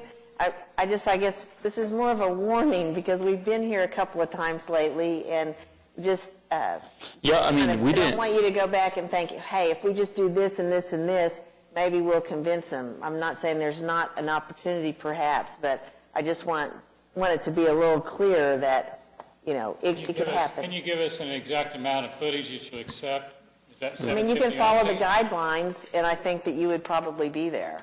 you know, Are we talking about 750 or 600 or what are we talking? The guideline is 750. 750. You know, I know this was like a short turnaround, so it seems like that we did minor things, and maybe we did it, I spent a lot of hours making these changes after I sat down with Katie and Angela, which was, I believe, Monday of this week, because I received the staff report Friday. The whole weekend, I was working on, seeing what I can do to get this approved. Monday, I emailed Katie on Sunday that first thing Monday, can I come by and talk to you guys? I want to see go over the staff report and see what I can do to make. So these aren't minor changes that we did. You can look at the elevation. I understand that you guys might not had the time to go over the new revisions, but these were not minor changes. We had to completely change the whole floor plan of the upstairs unit. So these in no way are minor changes. And then, whatever else we have to do to get approval, because I've done a lot of these projects, so I'm kind of familiar and I know somewhat of the guidelines, and I try to make sure that we're following, and I work with obviously Katie and Angela a lot to make sure that everything is, following the guidelines. Obviously, this is I think, a unique circumstance with the square footage, and even Katie has mentioned that over 750 has been approved for cases where the house, it's every case is different. And so I feel like, I feel real strong about my, our square footage and how we've condensed it down compared to even other plans that I've attached. 900 Northwest 38th is a 1,300 square feet addition. Then we have a 1,500 square feet addition, 912 Northwest 38th. These are all houses right next to each other that I'm talking about. So if we have to keep within, it's just so hard for us to, do that with the function. I'm sympathetic, but we have guidelines, and we have to feel like when we make that motion to approve or whatever that we are following those guidelines, because it's not just really about you, but everybody that's moved into that neighborhood is depending on us using those same guidelines that they moved in thinking everybody was going to follow. So it's more than just a one-time thing. And also the guidelines have changed over time too, so what was let me just say, I think we have very recently approved some additions that were larger than 750 square feet on houses that were similar to this one, a very small compact footprint. I think that it would be helpful for the commission to be able to see between now and a subsequent meeting specific examples of that in your immediate surrounding area, aerial photos, county assessor footprints with those dimensions, with the square footage of the additions, and staff. Recent, too. Staff could certainly pull some previous certificates of appropriateness to say, here were the specific findings that were used to approve in this case, this case, this case. But just to be clear, it won't change my mind to simply see that somebody else did it. Unless whatever the argument is addresses the reason for those restrictions, and that's massing and green space and how much lot's left, and does it overpower the neighbors. I mean, it's not about an arbitrary number, and it's not about a bad decision in the past or a good decision in the past or whatever the decision was. It really has more to do with, if you're going to defend it not with somebody else did it, but that it doesn't harm the district or the neighborhood in the way that it's meant to protect it. That's what's really what we should be looking at. I guess we will focus more on those points because we're really strong even on all the 3 or 4 points that you mentioned. And I mean, we use that kind of as or I use that as a reference point. I know we look at previous cases, that's a reference point, is what I'm using it as, like, hey, this has gotten approved, so I know what to refer to. So that's what I'm using it as. I agree with Linda. I think I think that the 750, there is some significance in that.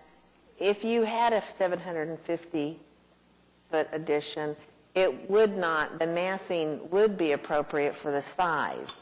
And that's where I think the issue is that it's going to be hard to keep that. Well, okay, I was going to say one thing that helps in that is to, like a big block on the back. I think even if we do... Let me finish. Okay. One thing that helps is to maybe rough out somehow what it would look like from the street.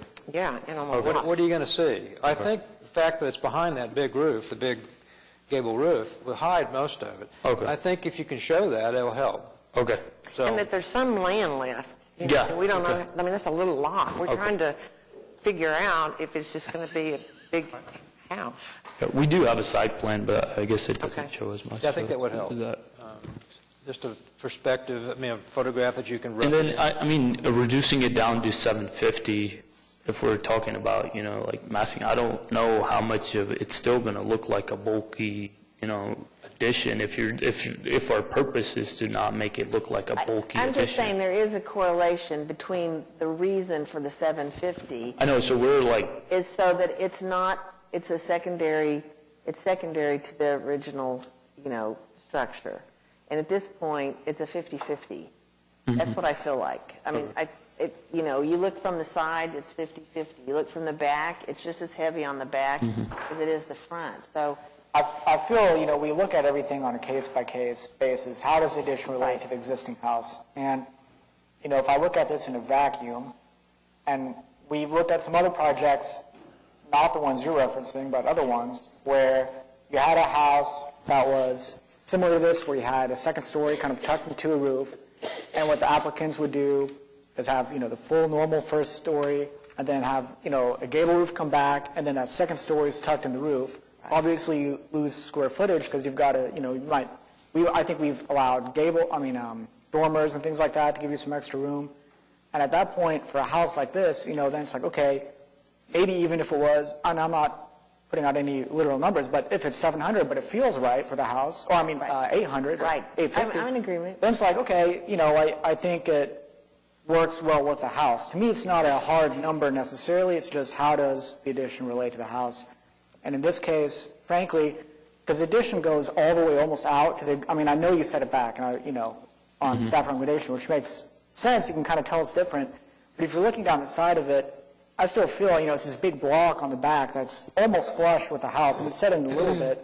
If it was a gable on that second floor with the second floor built into it, I think it'd be 100% appropriate, even if it extended back a little bit more than what it does now. But that's my opinion.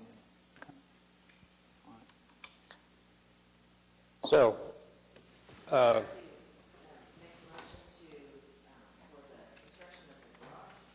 that's what I was asking, or just continue the whole thing, or do you want to build a garage if you don't get approval for the rest of it? I mean, if we could get approved for it, we're probably not going to build it, no, but, on the staff report, it said there's no issues with the garage, so. Or just approve it all at once? Continue it? Well, it's just that the garage if no one takes has up concerns space, with it, they could get the approval for the garage and at least get moving on that piece of the project. I thought you just said they weren't going to do it. But I said, I'm assuming, but there is a chance we could. So, I can't say for 100%. So. Okay, any issues on the garage then?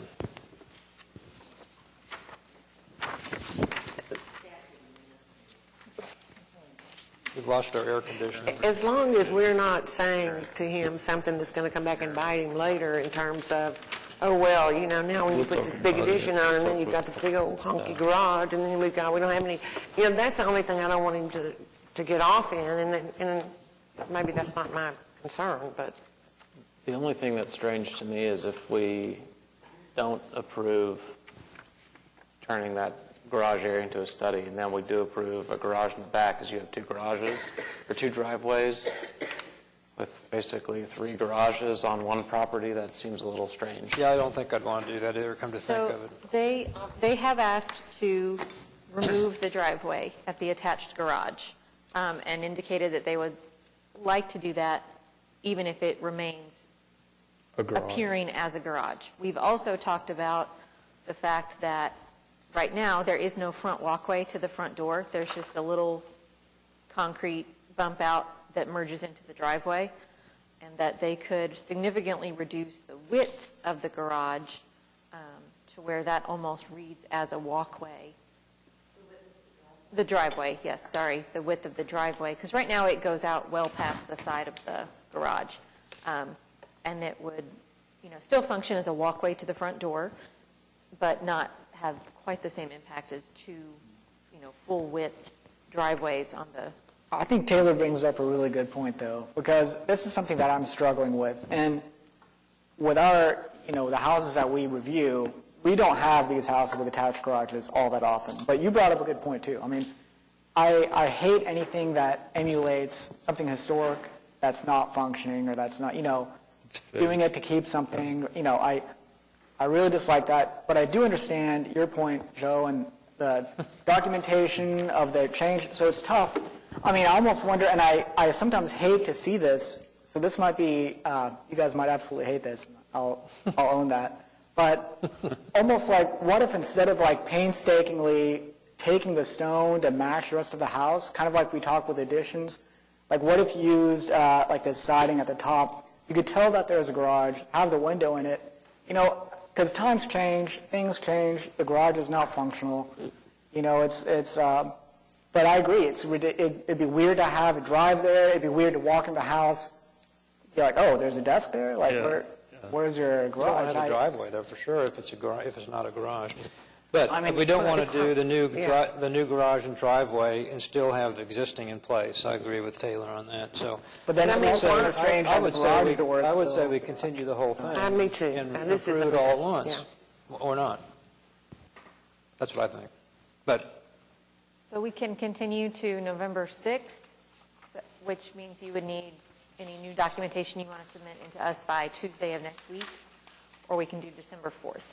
So have we completely ruled out the attached garage, converting it into I don't think that the stone, they have. or I think is there's that some consideration here for maybe an alternate design for enclosing it so that. Yeah, I mean, yeah, So okay. I think it sounds like every piece of this needs to be continued and reconsidered. Yeah, it goes hand in hand. That's why I wanted to. I agree. One thing I would suggest, which I've seen some applicants do, is they might have like an alt 1 or 2, to where you have some options. Yeah. So you have something you can point to, like if you want to really get approved next week, and you kind of know like this is how we're leaning on one thing, but I have an idea that maybe I'll throw out there.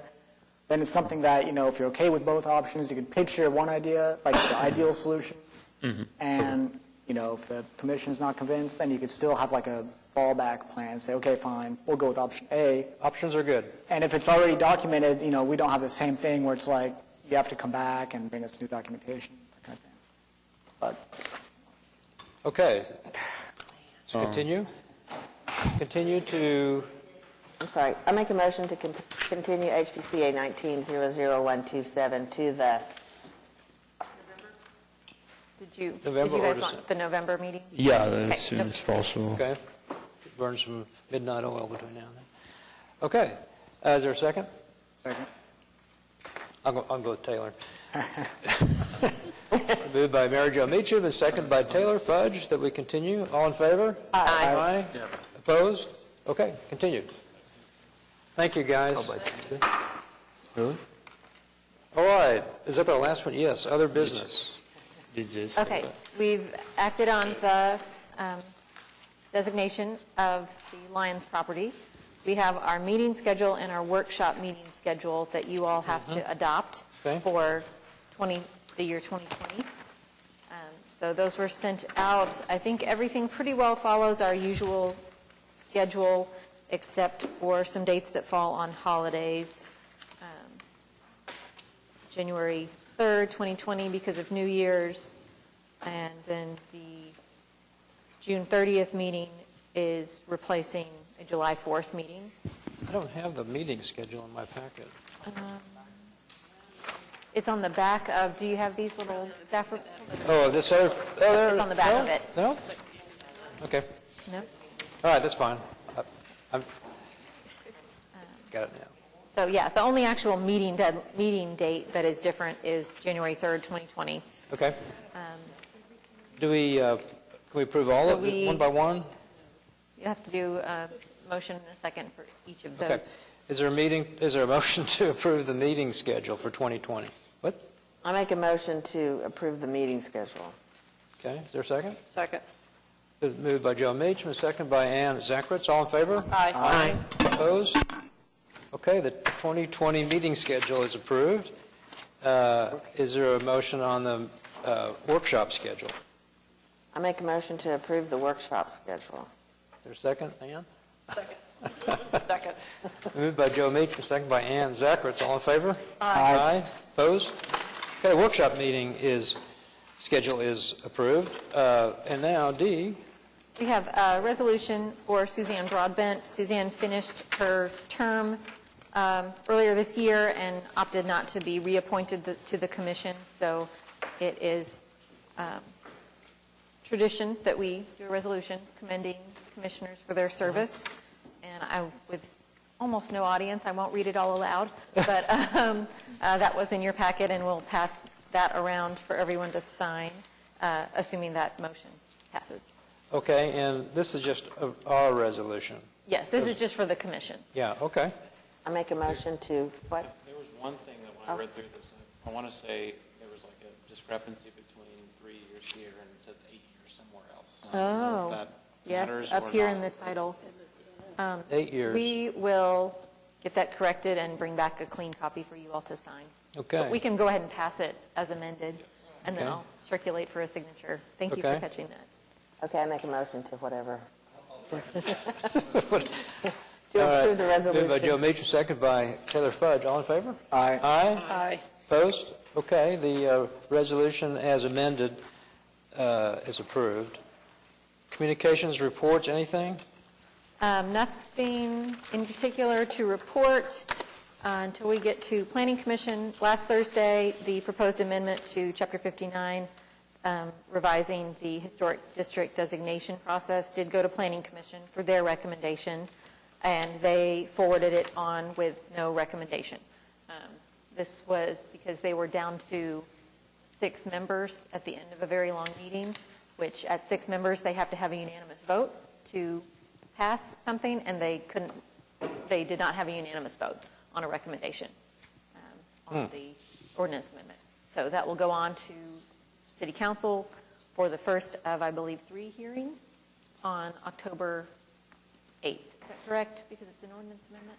Have we heard 3 times? Okay, yep. Can I say what I wanted to say at that, right here? You've considered what we discussed? Yeah. Okay. Yeah.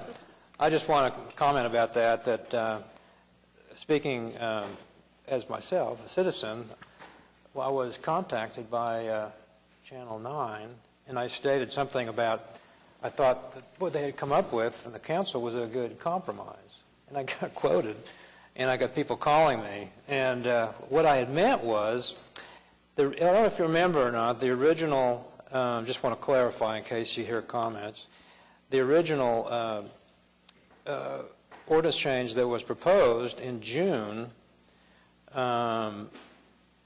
basically took, on June 18th, the original language stated that all of the powers to designate a landmark were going to be handled by or transferred to the council. The one that came out at the 1st of July said only ones where the owner did not agree. That's what I thought was a good compromise. If the owner didn't agree, that the council would consider that, but otherwise we would consider all the others. That's what I meant. So if you hear otherwise, I was misquoted. Right. Okay, that's it. Is that okay? Yes. All right. And I was just speaking as myself. I wasn't representing the commission. On to then municipal councilor. Okay. Next meeting date for the Historic Preservation Commission is November 6, 2019, 2 p.m., municipal building. New applications for this meeting were received October 1st, 2019. New information on projects continued from today's meeting to the upcoming meeting must be submitted to staff by 4 p.m. Tuesday, November 12th. The next regular scheduled workshop of the Historic Preservation Commission is Wednesday, December 11th from 11:30 a.m. to 1:30 p.m. at 420 West Main Street, Suite 900. All right, any items from commissioners? I just have real quick to build on the discussion from one of the cases earlier on qualifications for, whether it's window repair or structural engineers or anything like that. I think that is something interesting to discuss maybe at a future workshop, but I thought if you have someone in a professional capacity, like a licensed engineer or a licensed architect who represents a client, it is kind of on them to ensure that there's certain quality or certain. I wonder if it's a citizen who doesn't have that kind of representation, if in that case maybe it makes sense to provide the qualifications. I don't know. I'm just trying to think of like a reasonable compromise where we can feel good about qualifications and it's not overly, it's not, cumbersome. Didn't the city used to, or didn't you used to have sort of a list of possible contractors that you might? There may have been at one time. Right now, if people call us and ask for, well, who are your approved contractors or your recommended contractors, we tell people we do not recommend anyone specific. We do not have pre-approved professionals because we as a city agency really shouldn't be, vouching for one entity or one professional or contractor over another. I do advise people to go online and look at our agendas because you can see all of our meeting agendas going back many years, and you can see, applications and see who is frequently in front of the commission. We advise people to ask for references, check references, but we also ask when people submit their documentation. When someone applies to replace windows, we ask for very thorough documentation of those windows, both in photographic and written form, and that's so that whether it's Wood Window Rescue or whether it's Bob Yap that does the hands-on workshops or whether it's just the homeowner themselves, staff and this commission can look at what they're looking at and, vet that. And I know some folks are more comfortable than others with looking at whether it's damage to a window or damage and deterioration to a garage, but we want the record to show the conditions that an applicant is describing to us. We don't want to just take an applicant's word for it, no matter who that applicant is. So I think it's a combination of well, except that we do that all the time. I mean, we act like we can't go against an architect or an engineer. I mean, even if you guys have documented it, we'll take that as somehow sort of inviolate, and I'm not sure it is. I'm not sure that sometimes that there is a relationship between the applicant and professional that maybe, I'm just not sure there's not some way we can do that. To say we don't have any place doing things sometimes makes me wonder. If we don't have any place doing it, then who does? I mean, I know we can't say you have to have this contractor, but I do think that it's up to the applicant to be, rigorous and responsible for documenting that what I'm presenting to you is credible. It's not just because my client wants to build, another.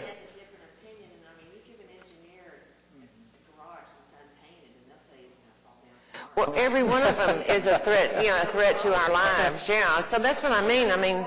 Well, how do we do that in a fair way and Well, my main concern, and I'm not saying, black and white, unfortunately. Yeah, I'm not saying we do this in lieu of them providing all the other materials that we're talking about, pictures and documentation. I guess my main concern was just with this last case, where we specifically in the condition mentioned a specific contractor, which I thought, I don't know, that kind of gets into a weird area where I don't think we should ever, necessarily. I think we agree with that. It was a Let me mistake. say, the reason that was required is it wasn't that the commission said, well, go hire Wood Window Rescue and do this. It was because the applicant's suggested that they'd worked with them already and that they'd be able to provide a letter. Sure. That's why. And that's probably reflected in there. there. We didn't just pull that out of thin air. Right. Well, and the other thing is, we were having a discussion not with an applicant, we were having a discussion with an architect, a professional.